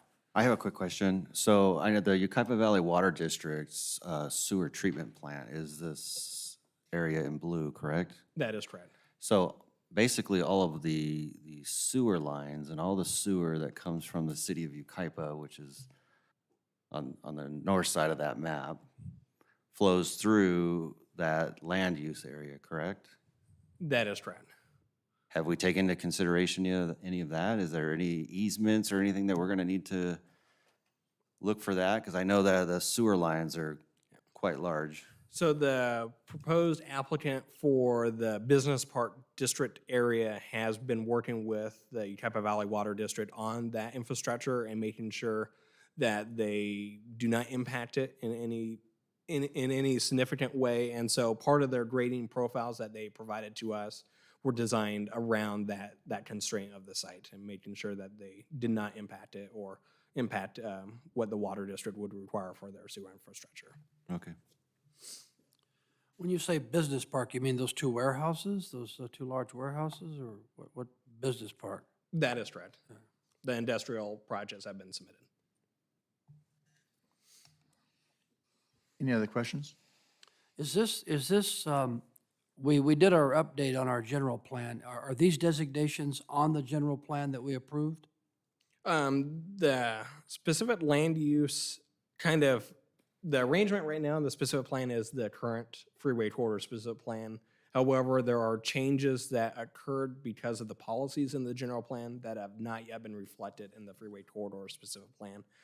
The land use districts, as I mentioned, are pretty much the same as what they were with the existing freeway corridor specific plan, except for the addition of 2 new residential districts, or essentially 2 new density that are permitted, and then the establishment of an agricultural tourism district, which is related to the pumpkin patch or that area as well, since they are continuing to move forward with wanting to expand their facility, and it's not quite captured by the regional commercial land use district provisions. Has the developer of those warehouses applied for a zone change? Is that agricultural still, or did our general plan change it to whatever the designation is now? The industrial sites currently are not zoned as business park, and so with the update, because they have submitted the project, we have been cognizant of that request and use that as part of the proposed land use plan. So as shown on here, the existing land use districts, and the color looks quite different on the screen, was a mix of some open space, but mostly residential. Does that mean they're gonna have to do a general plan amendment and a change of zone for this project, for that industrial park? So they are piggybacking off our collective effort. So rather than them doing their own specific plan amendment and rezone, and then us going through concurrently our own update and hoping that the pieces align together, we've taken their information and tried to include that as part of the project design in a way that made sense, rather than having 2 separate big activities going on for the site and then dealing with the ramifications of their proposal later on after we've done our effort to change stuff, so. Okay, thank you. All right, if there's no other questions or comments of staff, I'd like to bring up our speaker. We have only one speaker this evening, Mr. Abraham Isa. You have 3 minutes, sir.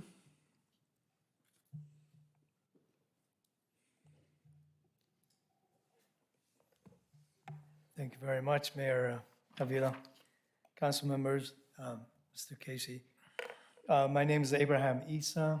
I'm an owner of the property you see in the purple very far south and west.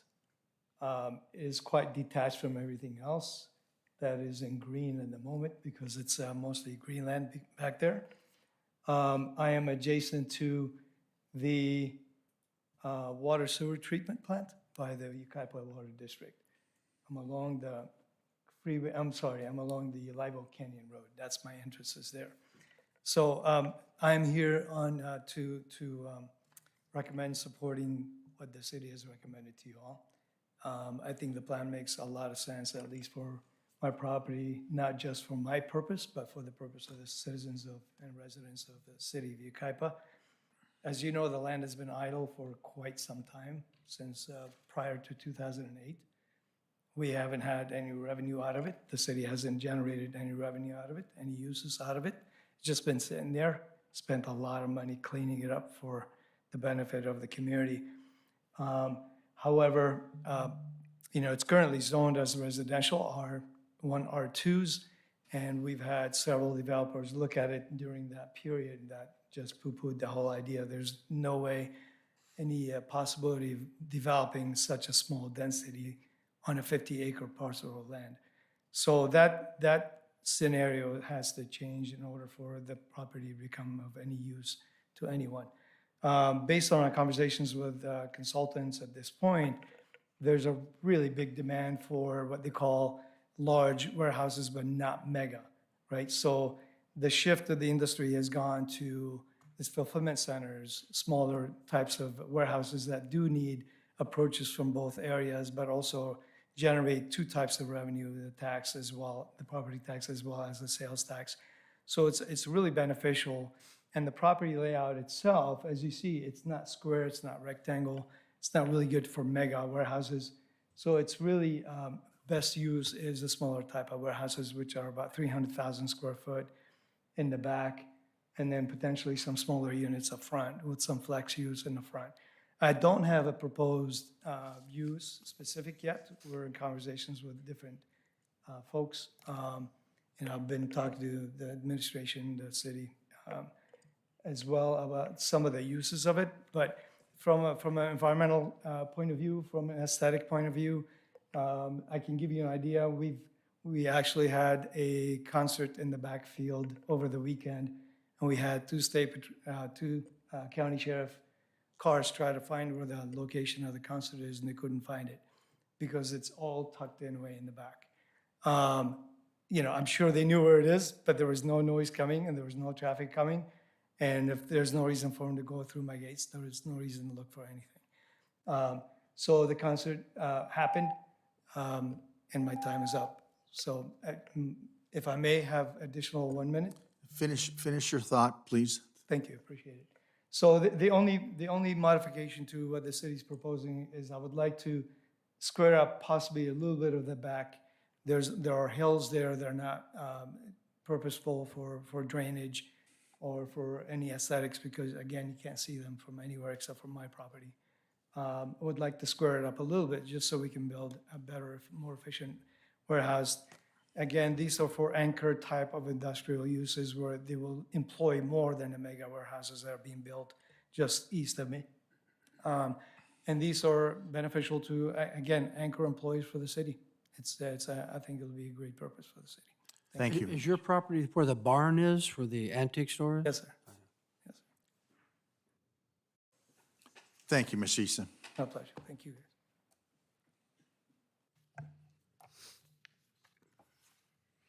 I think the only comment I have is that this is a plan view, and so everything looks like it's flat. In all reality, there's many elevation changes there, and anything that we do in that purple area will be hidden. It's no way to be viewed. Is that correct? You have the cross-section? That is correct. So we have incorporated the applicant for that warehouse project to provide some sections that are shown on here. But we did do and had part of the scope of work to do a conceptual grading plan to kind of see how the elevations change because there is some, kind of recessed areas within the plan. And so making sure that a site, land use bubbles look good on a plan, but may not translate to something that's developable. And so we did, through the grading plan effort, really try to get something that made sense, that the elevation changes and the roadway connections would be something that could actually be built rather than just a theoretical bubble on a plan. And I don't think residential near the sewer treatment plant is a wise decision. So. Now, there was talk for residential, and it was going to peak over the ridge line. Is that still on the table?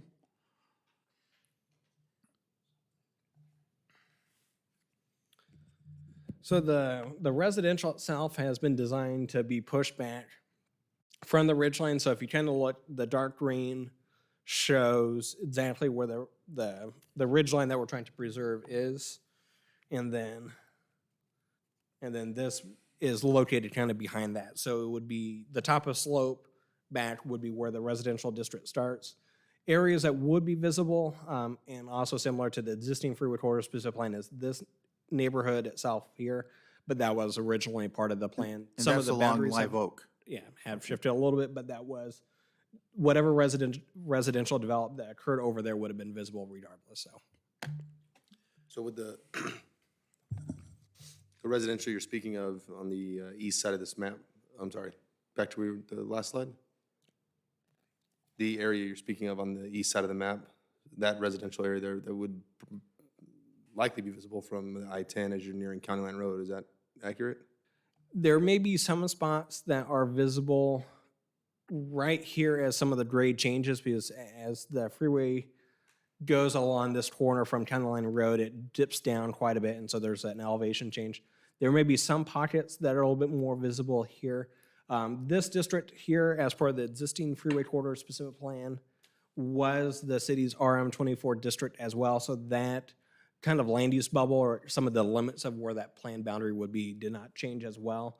But we did try to tighten everything up a little bit further back behind the ridge and then using the roadway and kind of essentially shifting some of the residential district from this kind of top corner a little bit further down in an effort to help avoid some of the visibility. Thank you. And that's going to butt up against Calamesa's project. Is that correct? That is correct. They are working on an update to their Mesa Verde specific plan with some changes. But this kind of area or the proximity for these neighborhoods will be close to the residential districts in that plan as well. Okay. That warehouse that was right there near County Line Road, that's 17 acres that Mr. Ramos owns part of. There's going to be a warehouse there. That's going to be visible from the freeway, right? You can't hide that. There's not enough ridge line to hide that, is there? That is correct. So that one will be visible, or any commercial development within the existing freeway, regional commercial or the proposed business park would be visible. We have worked with that applicant to provide a pretty generous landscape buffer along there and trees. And then there is, as I mentioned, some of the site grading that dips down here, using some of that to help a little bit with the site design as well. So we did work with them to provide as much kind of consideration for aesthetic design from the freeway as we could. And then they do have a craftsman style commercial elevation for those buildings as well. Are those two warehouses in the back over near the pumpkin patch, are they going to stick up higher than the elevation of the ridge line? So as shown on the cross section, so this is some of the ridgeline. This is along the far western edge is the freeway kind of elevation, showing the grading and then the building scope here. So if you're sitting from the freeway or driving along there, your line of sight would be obscured by the ridgeline, so you would not necessarily see those projects from I-10.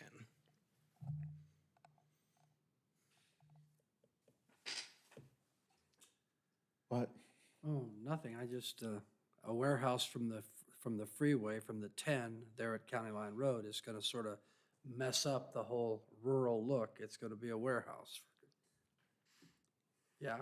From County Line Road? No, from the 10 freeway as you pass through Yucaipa. But you're not gonna see it from the freeway. At County Line Road, you will. The 300,000 square foot warehouse at County Line Road will be visible, won't it, from the freeway? So this project, whether it's the regional commercial that currently exists, and as I mentioned, there's no distinction between the regional commercial or business park, so they're submitting CUP and is consistent with the allowable uses in that district. Any development that did occur on these parcels would be visible from the freeway. The elevation changes simply, that's just the case, that would be regardless. And there's existing development with some scattered homes and outbuildings on those properties, so there's already improvements done to those sites and public right away, and so. There's a gas station, right? A gas station, convenience store, right there, the Unical. Yes, there is a Very 76 visible. gas station that's actually in the city of Calamasa, since County Line Road is a little bit further south. So there is a gas station project that is, first phase has been done, and second phase is under construction, and that's in the city of Calamasa, and that's visible from Interstate 10 as well. Yeah, I think that area is part of that Calamasa part. It's it's high, but it's flat, and you really don't have a lot of elevations that can hide that from, especially if you're going east or going west, you can see that. But I think our intent was to shield those businesses or protect our hillsides between especially Wildwood Canyon and Kuiper Boulevard.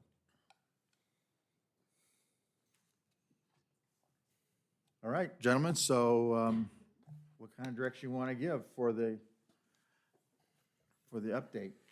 Are we good with it? Anything special? You're looking for direction as it relates to the EIR specifically?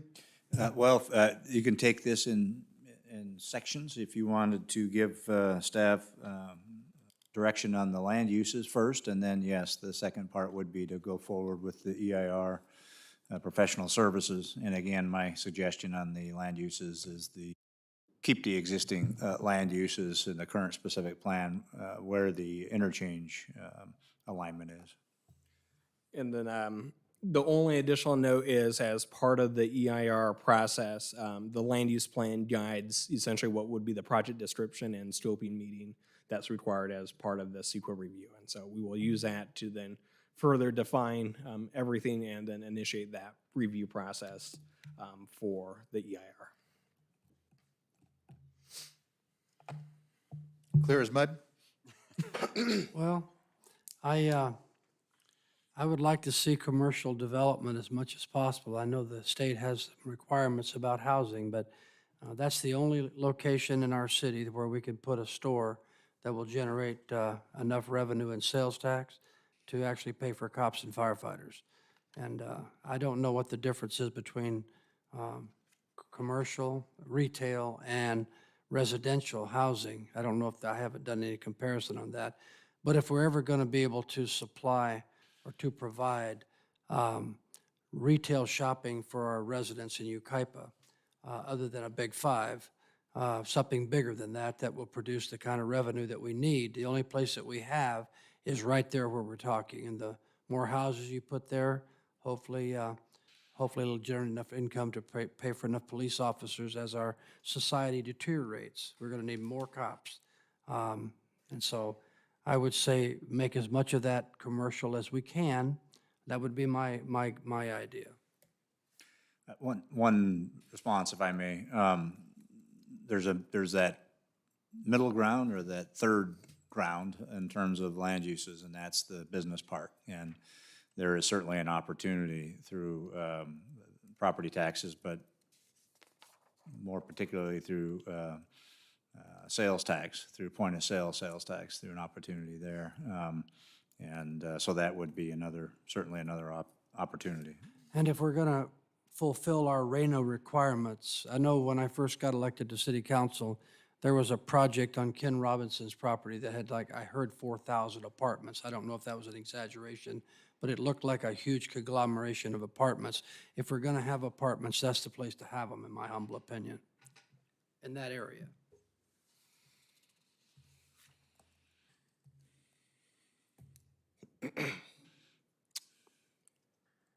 So as it relates to the first part, the land use, I'm concerned about the infrastructure that we currently have to support such large development.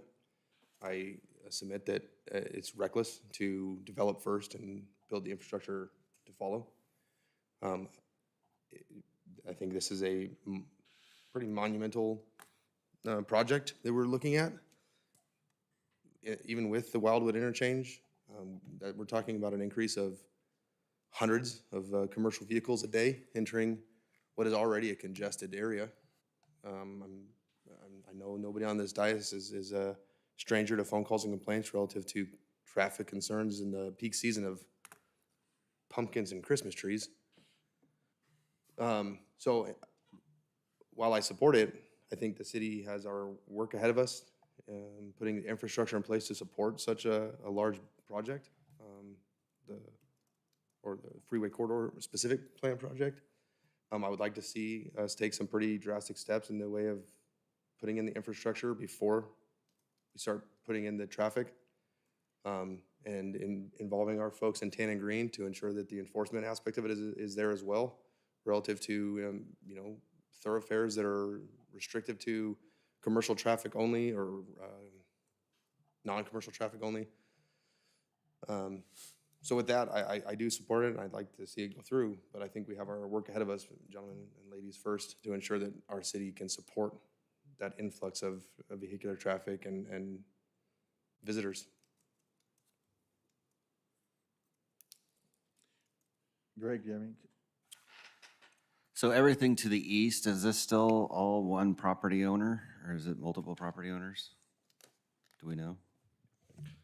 There are only a few different property owners. There's, I think probably the properties you're referencing, the ownership probably has not changed. But let me. I know the majority of the eastern side is owned by one individual, but there's the purple side how much of that is separate from all the other property owners? So these properties are owned in total by, I think, 4 different owners. These 3 owners at this hard corner are working together and have essentially been working with the project applicant for this particular site. So they're in escrow, I think, with that developer for this. And then this one is owned by someone else, unaffiliated with the rest of the specific plan. And so I have met with them as well. They have been looking to try to get commercial uses on that property, and excited to see kind of what happens next, and hoping that their hope is that some of the infrastructure roadway improvements that they do can help market their property a little bit more in the future. I was gonna say, because the county line overpass at that section will never support that large commercial area. That's my, I mean, it already has problems now, and there's nothing there, so. Yeah, that's the only area I'm having concern with. Everything else, to the west side, I'm okay.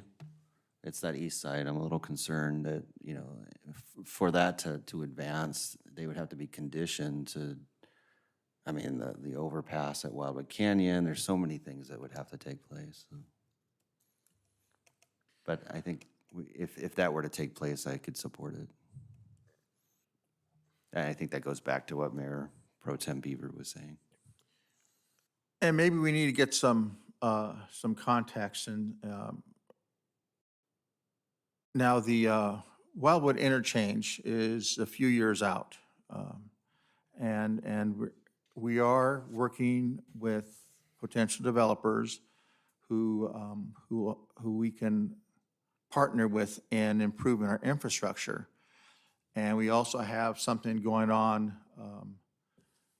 at County Line Road, which includes traffic circles, but which is designed to accommodate more traffic to move more smoothly through that intersection. With all of this in place, and Mayor Pro Tem Beaver does have a point, but we have to understand that this is not an overnight project, and this is years down the road, and I anticipate 10 to 15 years. Maybe you guys can correct me, but I think we can get the infrastructure in, and at least maybe get a couple steps ahead, which we're trying to do, beginning with the Huawei Interchange. Can you elaborate on that? Why don't I take that one? Yeah, as you referenced, Mr. Mayor, we've been working on the Wildwood Interchange for probably 8 or 9 years, maybe even longer altogether. As council may recall, we have gotten through the PSR process, the project study report process. Caltrans has finally approved that. We're moving into have moved into the PAE&D. In fact, I think you all have received a notice about that EIR process starting relative to that interchange, and that's part of this next step in the process. This is a couple of years before we get through the PAED process and on into the final right-of-way, environmental, and all that. So right-of-way associated with the environmental. So you're right, that's a couple of years out, but it's something that we have been working on for a number of years without a specific project other than the Freeway Corridor specific plan itself. To push it along. With respect to County Line, we've had some recent conversations with Calamasa staff. It looks like they're ready to move forward with a PSR. We'd certainly like to recommend moving forward with a PSR as well to get that process started on the County Line interchange. And so you may be seeing that agreement again here shortly over the next few meetings. To get that process going. In addition, staff is working on improvements to Live Oak, a new signal at Outer Highway South, perhaps some widening improvements. I can't get into a whole lot of detail on that, but looks like we will be moving forward with those projects very soon. And so we certainly understand the need to move forward with infrastructure improvements to support current development, current uses and future uses. And having an understanding of what the freeway corridor specific plan land uses look like certainly will help in terms of those infrastructure, that infrastructure design and locations for utilities, as Councilmember Bogue referenced earlier. All of that has been tentatively designed pursuant to the existing freeway corridor specific plan, the sizing for certain water, sewer systems, other utilities, street design. But as Mayor Pro Tem Beaver so aptly put it, we've got to look hard at these infrastructure needs with the proposed uses that you see before you, land uses that you see before you. We've studied the interchanges along the way, the Wildwood Interchange, the Oakland Interchange. The Oakland Interchange is arguably the one interchange in the past that has excess capacity. Sometimes it doesn't feel that way in October when folks are going to the pumpkin patch, but it is the one interchange in the pass area that has capacity at this point in time. But it doesn't mean we shouldn't be rushing to get the Wildwood Interchange done and get started on the county line interchange. And it certainly doesn't mean we shouldn't be working on road widenings on Live Oak and Oakland and the signals and all that. So we're actively pursuing those things, but you're absolutely right. That is something we need to, prioritize and make sure that we're working on diligently. And to be sure, any development has to do their fair share to mitigate the adverse impacts caused by their development. So, so it's important to note for the public to understand that they just can't put whatever they want there without having to do some sort of mitigation, street improvements, signalization, whatever it takes, whatever the nexus would allow. And so we just, we'll do our part, but developers also have a responsibility to again, mitigate the adverse impacts that come with their development. Absolutely. All right. What do you want to do with this? Do we approve this? Do we like this? Go with it? Are you looking for, you want us to approve the recommendation listed, or is there anything else that we need to? I would say in terms of the land uses, staff's recommendation is review and provide direction on the land uses. As Ben mentioned, the land use plan is an important element of completing the EIR process, but we certainly can get started on the biological studies and those sorts of things. And so we can come back to you if you have input other than what I suggested earlier in terms of the Wildwood Interchange. Or we can go forward with your approval, if you will, with these land uses. Personally a little bit skeptical of approving it as is. I do want to look at that area around the size of that business park area along County Line Road before I approve. That's where I'm, if it wasn't for that, I would be fine. I'd like to look at that a little bit further. If I may also, as you bring that up, we anticipate that business park there will also support commercial vehicle access? Yeah, as Ben mentioned, whether it's the commercial zoning that exists today or the business park that's being proposed, that project would be allowable under with a CUP under either circumstance, and either circumstance does anticipate commercial traffic.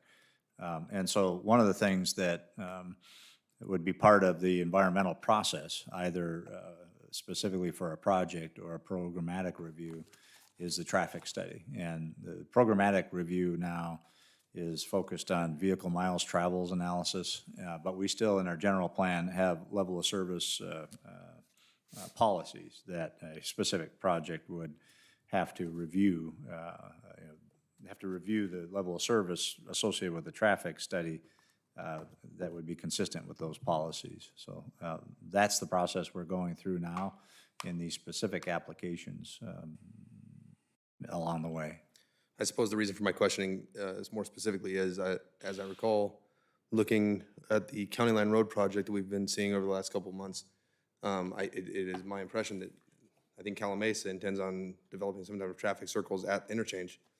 And I'm curious to know what their thought is as it relates to putting a 52-foot big rig through one of their they don't appear to me to be large traffic circles. So I'm curious to know if they plan on having some kind of a commercial vehicle off-ramp and on-ramp to that area to accommodate what this is. Otherwise, we're gonna be building something that is altogether inaccessible by commercial vehicle.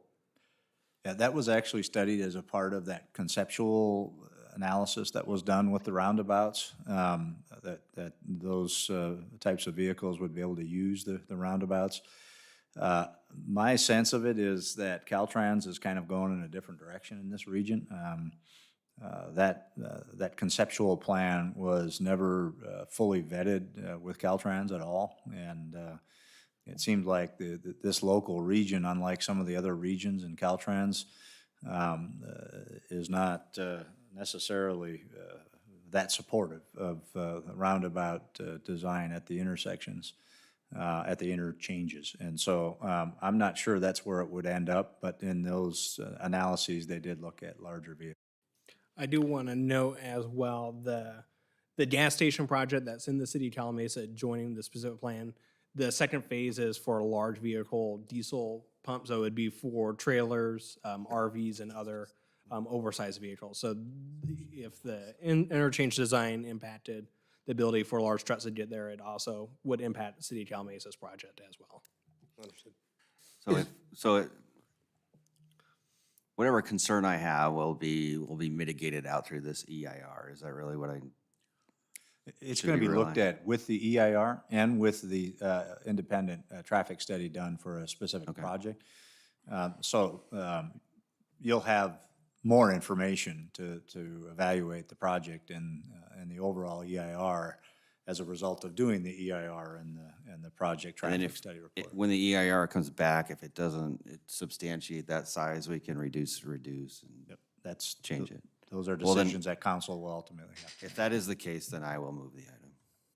Oh, okay, would you like, is it possible to call that out of everything and just do a special study just for that area and how, because I'd like to see what Calamasa's vision is and how it meshes or not meshes with what we have. Yeah, I'm sorry, that study is the project-specific traffic study, project-specific conditions. It is consistent with the current specific plan and the current EIR. So you will see that First Planning Commission, and you will see that together with the traffic studies and the mitigation requirements for that specific project. Okay. In terms of what is happening in Calamasa, they are modifying the Mesa Verde project to reduce some of the residential, I think, or at least the acreage of residential, and replacing it with some business park-like uses as well. So from that perspective, it's likely to be compatible. So what does it mean public? Is that like a public building, or is that like a housing? Public is 55 acres? That is the water district sewer treatment facility. So that is a public facility. It's not going to be used for any other purpose than for the water district. And so we're only looking at 66 acres of commercial, which would be retail maybe, and we're looking at 221 acres that's business park? No, I don't like that. I don't approve that at all. Well, we've completely flip-flopped on the freeway corridor. We were hoping we'd get retail, but now we're getting warehouses. And when you put those two warehouses behind that hill there, when you get off at Live Oak and turn right, are we going to widen that street to 4 lanes? Yes. We are. Because there's going to be a gazillion trucks getting off there and getting on the freeway there. Or not. Huh? Or not. Are they going to get off at the Wildwood Interchange? That would be my position. That interchange is already spoken for by way of family vehicles traveling to and from our pumpkin patch and entering our highway, or entering our city.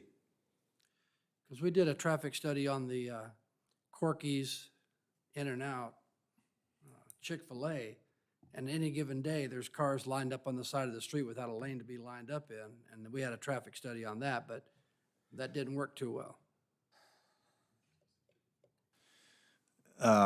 Yes, no, maybe? Well, there's a general plan traffic study, not a specific project traffic study, and that outside lane is the right turn lane in to serve those businesses. But you're right, I have seen traffic out in the streets from time to time. Yeah. lot. But that's an extra lane for that purpose. So in order to get past maybe some of the concerns relative to tax revenue, do we have any negotiating power with the businesses that land in those warehouses to designate them as a point of sale? Should they not be a point of sale, we have the option to cancel the whole project. Is that something we can retain? Do we have some leverage, perhaps? To go that far, probably not. In the project review process, there is an opportunity, I think, through a development agreement to certainly encourage that, but I think that's about as far as you can go.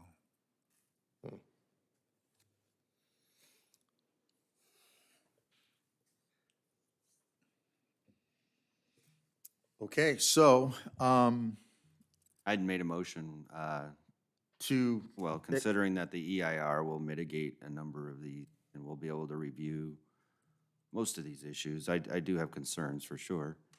And I think the EIR will give us more specific details about what we can do to mitigate these. So that's why I made the motion. all right, do we have a second on that? I'll second his motion. Okay, any further discussion on that? And we're going to take them one at a time then, if that's okay with you, Ray. Sure. And Mr. Snow. Okay, we'll take the first one. All those in favor, say aye. Aye. Any opposed? No. Okay, and for the second one, approve and authorize the mayor to execute a professional services agreement with PlaceWorks. Do I need to read the whole thing, or is? No? No, you wouldn't need to read the whole thing as long as it's reflective of the motion, then just referring to it is fine. Well, my original motion was for all 4 items, but if you want to go Oh, by one. okay. Do you want to do that instead? My vote won't change, so yeah. Okay. Well, then, Then I'll move item number 1. Did we already do that one? we already did that Okay, then one. I'll move item number 2. All right, do you want to do 2, 3, and 4? Just all in one lump sum, since you intended it to be all. Okay. Okay, a little If that's how you confusing. want to take it, 2, 3, No. and 4. Is that okay with everybody? So we have a motion to approve 2, 3, and 4. I'll second his motion for items 2, 3, and 4. First and second, any further discussion? All in favor? Aye. Any opposed? No. Okay. If I may, Mr. Mayor, just a point of clarification, staff's recommendation to keep the land uses as they are in the current freeway corridor specific plan around and over the Wildwood Interchange footprint. Is that part of the motion? Yes. Part of the second? Yes. Second. Okay, and everybody's okay. All right, thank you so much. Okay. We can always come back and change our mind if it's, Well, we got years, right? yeah. Years. Things change. All right, so we're going to move on to item number 11. Yucaipa Valley Wine Country Specific Plan EIR. Please don't make this long. I will not, since this is not a, we're not really doing the study session on the land use plan. Just kind of quickly as background, council and the public are aware the city has been developing kind of land use regulations that can support and encourage the development of vineyards and wineries in the community. And through this efforts, we've had a pretty extensive public outreach program, including a Yucaipa Valley Wine Country Planning Committee to help guide what the land use plan should be. Implementation really is been developed through a number of different study sessions with the city council, with the most recent in January of this year, to receive direction on the land use plan for the wine country specific plan. Really key elements is to establish 3 different land use districts. One is the agricultural land use district that would allow for vineyards and kind of commercial wineries to be established. The residential district to address the no net loss requirements with the villas and estate land use districts. Right now, we are currently developing the development standards for that residential stuff through a subcommittee that will be then presented to the overall Wine Country Planning Committee. And then also open space features, trying to maintain the Wilson Creek Channel and provide trail connectivity within the specific plan to El Dorado. And then the conceptual land use plan had been presented at the January study session. And this kind of shows the areas of the vineyards along the key corridors and then the estates and villas within the specific plan boundary. And so as I mentioned, we have taken that direction and currently working on the specific plan.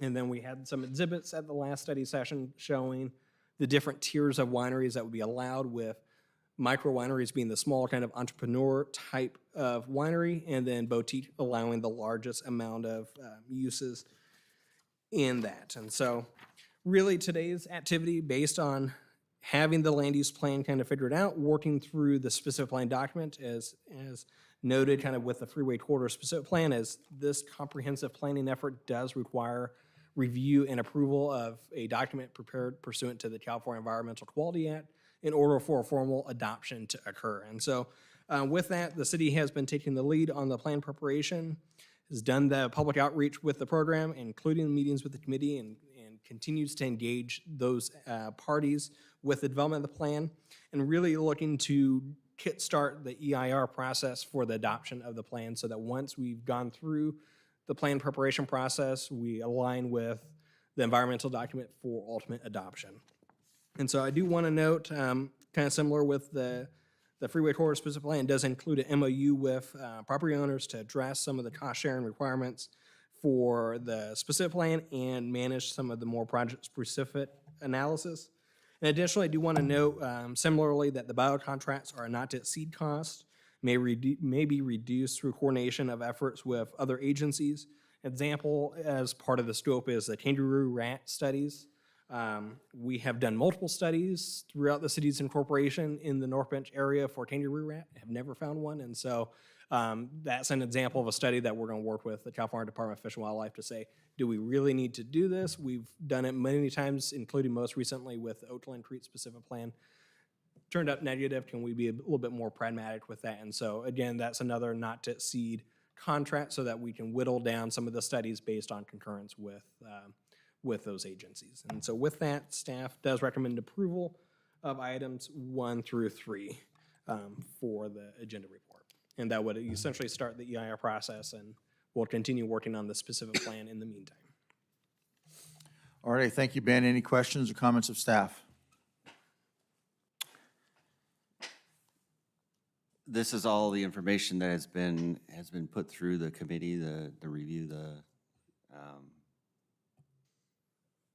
what do they call it? The EIR, or the Wine Alliance area. I can't even think of the name of it. What's the committee called? Yucaipa Valley Wine Specific There you go. Committee, That's it. yeah. Everything's been vetted through them, and they are all on board to move forward with the EIR. So the scope for the EIR itself has not been reviewed through the committee. They are cognizant that the environmental review is an important component for approval of the overall project. The EIR itself is reviewed through city and then approved by the land use decision makers, so Planning Commission, City Council. The Planning Committee itself can weigh in on the environmental analysis, certainly attend the scoping meetings, but their purview under currently how the committee is set up is to address a specific plan and land use elements, not necessarily to get into the weeds, as it were, with the EIR process itself, though certainly public participation is always welcome in any environmental document. Okay. Should you find a kangaroo rat, could you maybe take it down to the Wildwood rest stop and maybe they can shut it down? We can get the city manager some really dark clothing, nobody will see him, it'll be late at night. I'm just saying. We've been hunting, never found it. Public record, my friend. Redact that. I'll motion approval of the item. I'll second. All right, we have a first and a second. Any further discussion? Hearing none. All in favor? Aye. Any opposed? All right, it carries. Okay, item number 12. Pavement Management Program Update, Fermin Preciado. Thank you. Each year, staff will provide council with an update of the city's pavement management program and also its effectiveness to continuously maintain and in several cases even improve asphalt paved streets in the city. It's that time of year again, so Landon Kern will be presenting information and an update for the PMP. Thank you, Fermin, for the introduction, and good evening once again, Mayor and members of council. This report before you is for our pavement management program fiscal year 2022-2023 update. I'll go through a brief recap and little history and summary of our program, give you an update on what's been done over the last 5 years, and then jump into our proposal for the coming years. So thank you, Fermin. Starting with this first slide, we can see that the first pavement management program was established and adopted by City Council in 1998. And every year, as we perform our pavement maintenance projects, we update that on an annual basis, and it is recalibrated every 5 years, which is a citywide analysis, analyzing the citywide street sections, measuring those results, and compiling those into a recalibration report to establish kind of our 5-year prioritization of streets for our maintenance purposes. That last recalibration was completed in 2018 and approved by council in May. And the next recalibration is scheduled for next calendar year. Next slide here shows IMS is the company we've used in the past through a competitive process to complete that recalibration. They use several different measuring devices on a truck like this to go through town and measure the surface distress, roughness, and subsurface conditions, and the combined results of those measurements yields a calculated pavement condition index, PCI, which is kind of the industry standard for measuring the condition of the streets, 0 being horrible and 100 being a brand new paved roadway section. Here we see the PCI range on the left, starting off with that top category of excellent, a new street condition, going down to that lower PCI range of 0 to 40, where those streets typically would require a much more substantial rehabilitation effort. Based on that recalibration that took place in 2018, this summary here on the slide shows the results of that recalibration effort and those measurements. You can see the different classification of those streets as it's categorized and the associated PCI that was measured through that, yielding an overall citywide PCI average of 64. The backlog on that last column there, I'll explain in a moment with the next slide, but you can see that the backlog for the arterial streets is very low, and the residential streets is a little bit higher there at 20, which brings me to the next slide.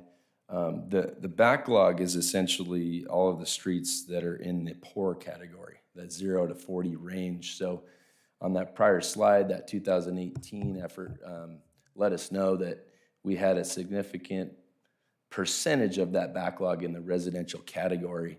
And as a part of that effort, council in 2018 and 19 approved this table here, which are essentially our targets for the PCI goal for these different categories, and then a goal for the backlog. So you can see on that previous slide where those results yielded that residential street backlog, the poor condition in 20%.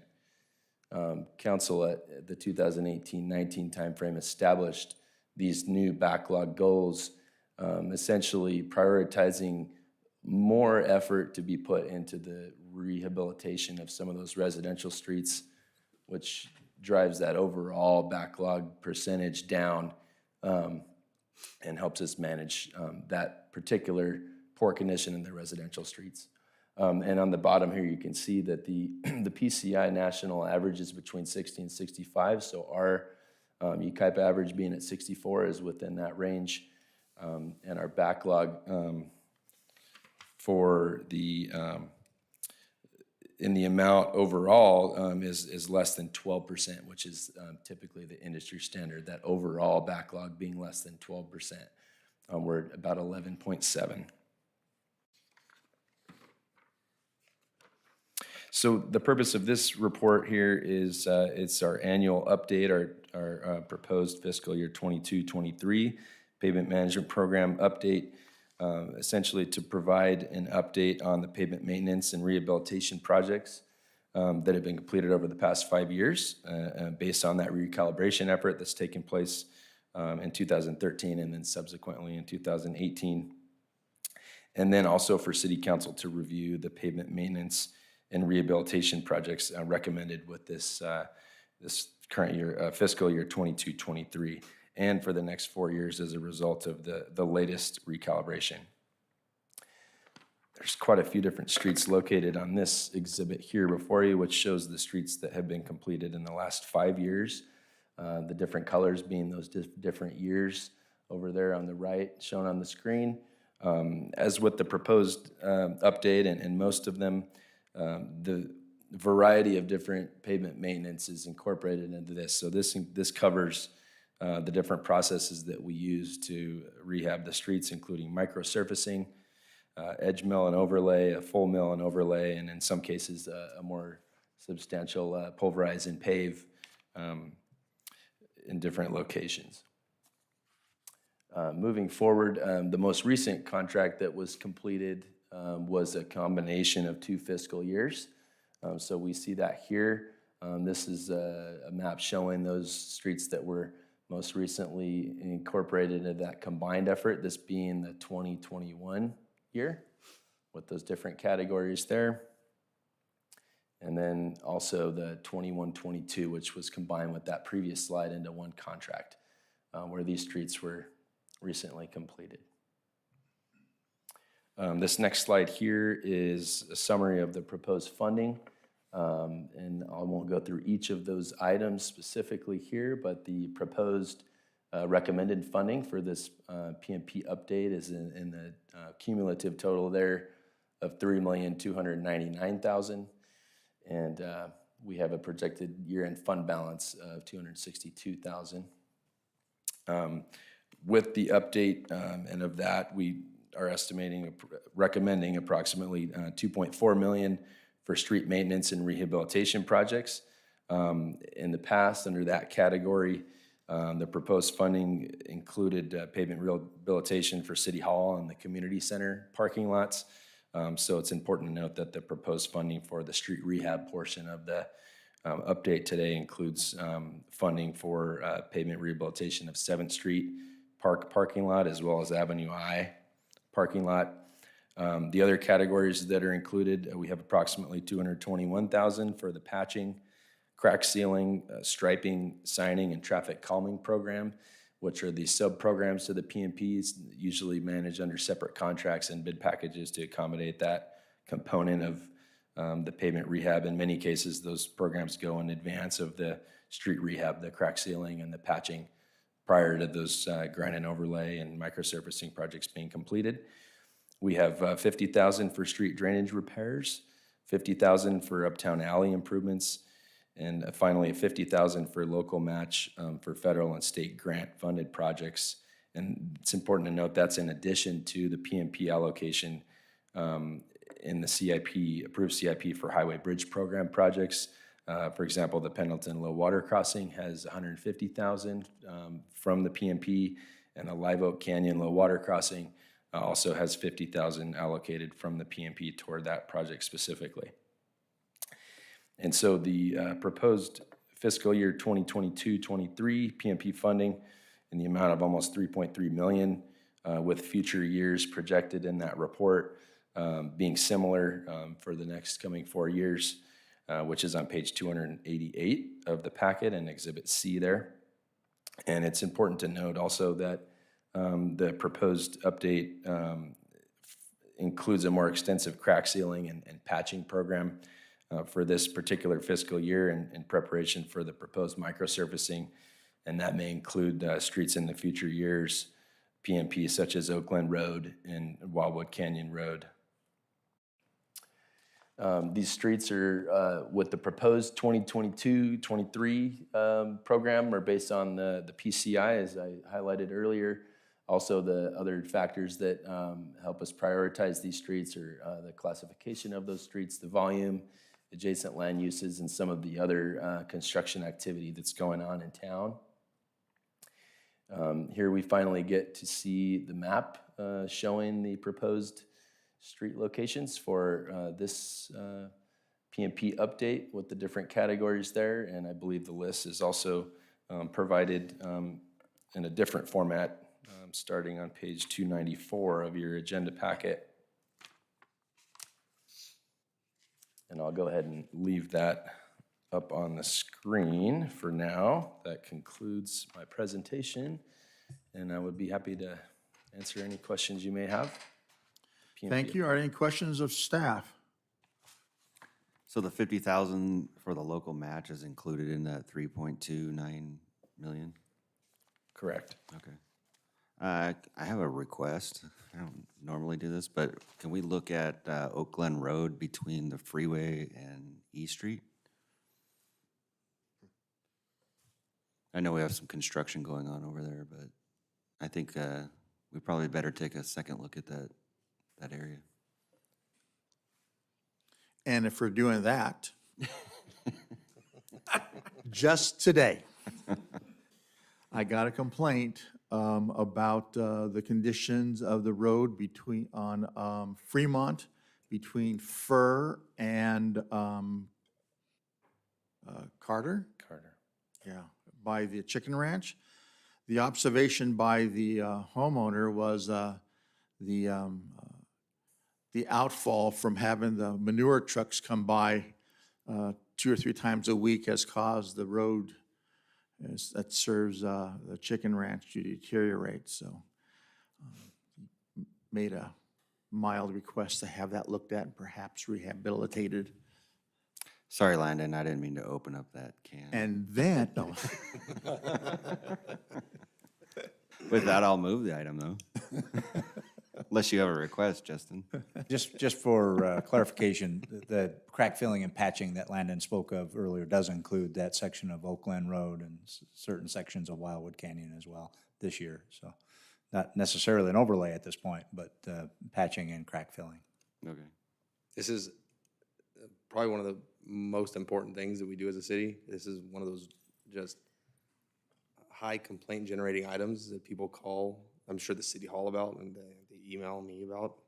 I'm sure everybody up here, and it's good when you have these that you can show like it's being done. And this is actually the good.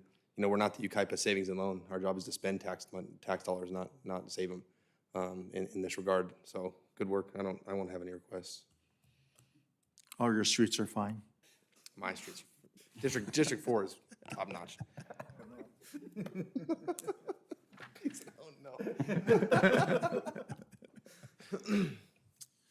So I have a motion. I'll second Okay. Councilmember Bogue's motion. All right, we have a motion and a second. Any further discussion? Hearing none, all in favor? Aye. Any opposed? Motion carries. Thank you very much, sir. We'll move on to item number 13, the 2021 General Plan and Housing Element Progress Report. This is a receive and file. Yep. So, and Ben Matlock will be making their presentation. Thank you, Alderman Mayor and City Council members. As part of the California Government Code, an annual progress report is required to be submitted on both the general plan and housing element. One is required to be first presented to the City Council and then also submitted to the Governor's Office of Planning and Research and the California Department of Housing and Community Development. These APRs have various reporting requirements, particularly for the housing element, which goes into a lot of detail about every project submitted, every project approved or units denied, every permit submitted, every permit approved, and each unit completed within the calendar year for housing-related projects. And so as part of 2021, that was a busy year for the planning and building and safety divisions. In total, 33 different housing projects were submitted in 2021, consisting of a total of 624 units. This is in addition to any projects that may have been submitted in 2020 that had not yet been approved. So certainly planning staff has been reviewing a number of projects. Additionally, 93 units of homes were permitted, including 35 ADUs. The number of ADUs is actually quite important because as part of our housing element update, we have a ADU strategy and we're assuming a annual ADU production to meet part of our arena. And so this certainly maintains or shows that we are definitely on track with that strategy, and that should help with our review with the housing element. Now, despite all the activity we've had in recent years, we did not meet the fifth cycle RENA requirements, and so the implication is that SB 35 does remain in effect for the city of Yucaipa for any residential projects. However, with the activity, it certainly does lend itself to our pipeline list of residential projects, which does help with our sixth cycle RENA requirements, or at least showing that we can meet that requirements, and essentially helps us avoid some of the requirements to rezone significant portions of the community that some of the other cities in the SCAD region face. And then as part of the general plan, we have also completed a number of projects or have others in the pipeline that also support and implement the general plan policies. Now, the reports are provided for receive and file, and following today's meeting, I will submit them to HCD and the Office of Planning and Research. I also do want to acknowledge my staff, Maddie Jordan, for her efforts to compile this, the annual progress report. I've done this in years prior and can attest that it is a beast to work on. It is a lot of data that you're compiling, and so certainly want to acknowledge her hard work efforts to make sure this gets done, because it is not a fun project to do, but certainly one that is important for us to maintain compliance with state requirements. And so with that, that is my presentation, and happy to answer questions. Thank you, sir. Any questions or comments? Okay, thank you very much. This is a receive and file. No action needs to be taken. All right, we're going to move on now to public hearings. We're going to open up the public hearing for item number 14, priority of additional fiscal year 2022-23 Community Development Block Grant Qualified Application. And Ryan Blackberry will be giving the staff presentation. Yes, thank you. I'm sorry. No worries. Thank you, Mr. Mayor, members of the City Council. The item before you is a public hearing for the prioritization of an additional public service proposal for the 2022-23 Community Development Block Grant funding. Council did conduct the usual annual public hearing for prioritization of CDB projects on this past February 14th, at which time Council prioritized all the proposals that were presented. However, unfortunately, due to an oversight at the county, which is where all the applications are sent to, one public service application was overlooked and not forwarded to city staff for inclusion. That application was that of Family Service Association of Redlands. Since Council previously allocated all of the fiscal year 23 funds anticipated to be available for public service proposals at the February 14th meeting, the county has communicated to city staff that an exception can be made, which would allow for the funding of this proposal if council so chooses. This funding would come from unprogrammed funds, which is prior year granted funds that have not been spent nor designated to be spent. However, this would be considered an exception because those unprogrammed funds are generally restricted for use only on construction projects.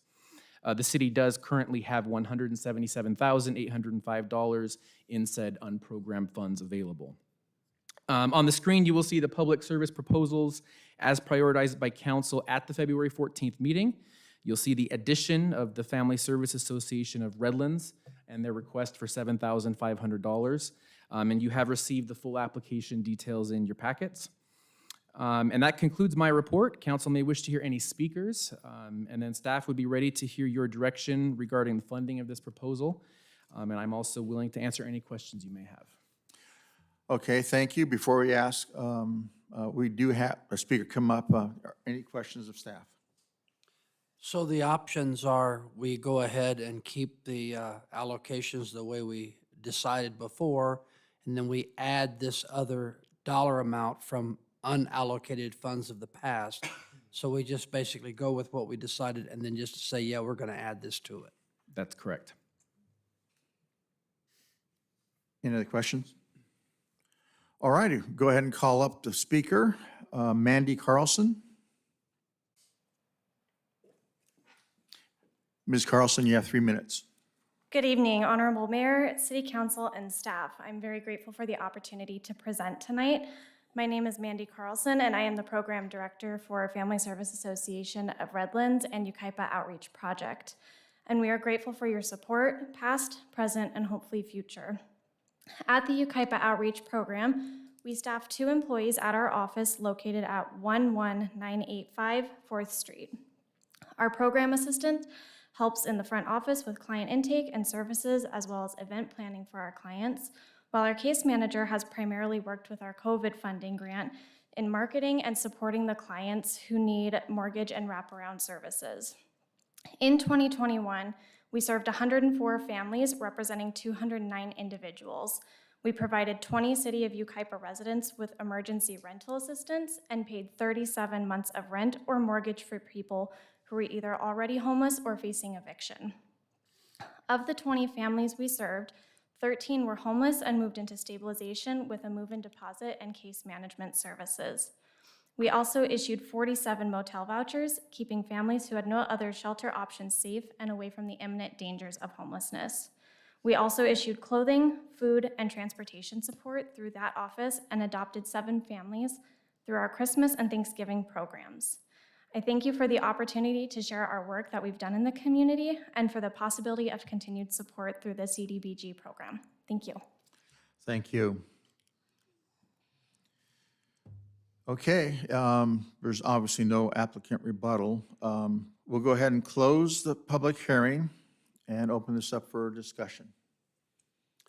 I move approval. And we approve it, but is there a fund amount that goes with this? The 75. All right. Yeah, but you have to take it out of one of them, right? Our limit is 38,639. No, actually, I'm sorry. You can take it out of unallocated fund balance because the county had an oversight and they're allowing us to amend the plan in that way. So you can use the unallocated fund balance. All right, One time only. then I second that. So we didn't negotiate at all.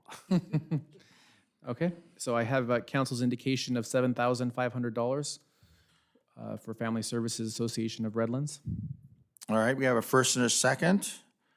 If there's no further discussion, all in favor? Aye. Aye. Any opposed? Motion carries. Congratulations. All right, we'll move on to the next item, number 15. We'll open up the public hearing for adoption of resolution number 2022-12, resolution of necessity for the acquisition of by eminent domain of a full fee simple interest from the property identified as San Bernardino County Assessor's parcel number 0319-012-20-0000 for the Avenue E Roundabout Intersection Project Phase 2. And that will be Fermin will give their presentation. Yes, thank you. This item, as you mentioned, is a resolution of necessity for the acquisition of right-of-way for the construction of the Avenue E Roundabouts Intersection Project Phase 2.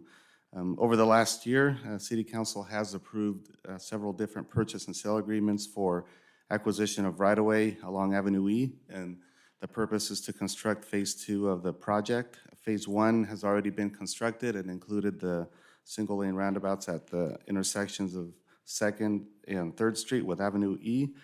And as you're aware, Phase 2 will construct dual-lane roundabouts at the intersections of 4th Street and 5th Street with Avenue E. For Phase 2, there was a total of 11 permanent right-of-way easements that were required for the project. 10 of the 11 have been acquired and also approved by City Council. The acquisition has been approved by City Council. To date, staff has been unable to negotiate a purchase price with 11th and final property. That property is a full property acquisition. The basis of the negotiations with the property owner were an appraisal that was completed for the property by a licensed real estate appraiser. City staff has met with this property owner on several occasions to try to reach an agreement. The property is located at the 5th Street and Avenue E intersection. The adoption of the proposed resolution of necessity is required to complete the acquisition process and also to be able to move on to the construction phase. The city is authorized to acquire these property interests for the project for public use pursuant to the California Government Code. The public hearing on the resolution of necessity relates only to issues A, B, C, and D as outlined on page 350 of the agenda report, or of the agenda. And it is important to mention that the amount or the value of the property, of the subject property interests are not an issue for consideration at this public hearing. The adoption of the proposed resolution of necessity does require a 4/5 vote by the City Council. The description of the property interests are provided in the agenda report, and is also available for the public at the table in the back of the room. The notice of this hearing was sent to the property owner, and as of the date indicated on the notice, we did not receive a request to be heard at this public hearing from that property owner or a representative. So with that, staff is recommending that City Council conduct a public hearing and consider recommendations 1 through 4 as written in the agenda report for this item. That concludes my report, and staff is available for questions you may have. Thank you. Are there any questions of staff? I have a question. So the folks this is the house that's south or north of the one that we purchased before and then took our part that we needed and then went ahead and sold it, right? Correct. 12475. Is that where the computer repair place has the sign on the fence? Is that the right one? Yes, yeah, there's a sign. The folks that live there, are they the owners? Is that the Villegas? Is that them, or are they renting, the folks that are? They are renting. They're renting also. Weren't they supposed to be here tonight? Didn't we postpone this or reschedule this based on their schedule? We did. We rescheduled it based on their schedule. We sent them the revised hearing date, and we did not receive a response that they wanted to be heard at this meeting. But they were aware. We did speak with them a couple times after we sent the notice. They did receive it, so they were aware of the date change. Any other questions or comments? It's tragic to have to do it, but I move approval. Are we at that point yet? Not yet, sir. We'll go ahead then if, I'll just call out, is there anybody here who wishes to speak on this item, including the tenants or owners? Okay, just officially, there's none. All right. We'll go ahead and close the public hearing and open it up for discussion. And we have a motion to I approve this. move approval. Items 1 through 4, is that right? I'll second. We have a first and a second, and for my edification, and perhaps the dais too, I believe we'll be continuing to try to negotiate with the property owner as far as we can until we really have no choice but to enact this decision. Is that correct? That is correct. Okay, so it's not a done deal for anybody yet. We'll continue to negotiate or try to seek resolution. All righty, if there's no other discussion?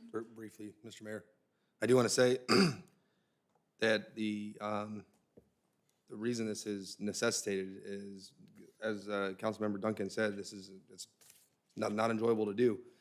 But the alternative is that without the roundabouts on Avenue E, it now has to be a four-lane roadway, necessitating further potential eminent domains and further families being moved from their homes. So this is one of those ones where, while I don't necessarily agree with all the ideas of traffic circles, I certainly agree with having as little government intrusion as possible in the day-to-day lives of our citizens. So I just want to make sure that was clear. And That's Mr. Mayor, if I might just add, Yes. and the comments reflect that it's a high bar in order to be able to move forward with eminent domain. And just as a reminder, and maybe for the public, the findings that the council has to make and would be making in the resolution of necessity are that the public interest and necessity require the project. The project is planned or located in the manner that will be most compatible with the greatest public good and the least private injury. The property interest described in the resolution of necessity is necessary for the project, and the city has made the offer required by Government Code Section 7267.2 to the record owners of the real property the city seeks to acquire. So again, just high bar, and the report and the resolutions support those findings, but that's what the council's called on to consider this evening. Yes, understood. Agreed. All right, we have a first and a second. All in favor? Aye. Any opposed? It carries unanimously. Okay, we move on to announcements. Are there any announcements from city council members? Just our rodeo. Everybody's talked about that all night, but we're getting excited about a rodeo. That's coming up this weekend, isn't it? Mayor Pro Tem? No, sir. Sir? Sir? All righty, go ahead and cancel that. Just for the record, Mr. Snow, are there any closed session items to discuss? No, Mr. Mayor, there are not this evening. Okay. With that, we'll go ahead. I thank the public for your participation, and we'll go ahead and close the meeting. You may leave.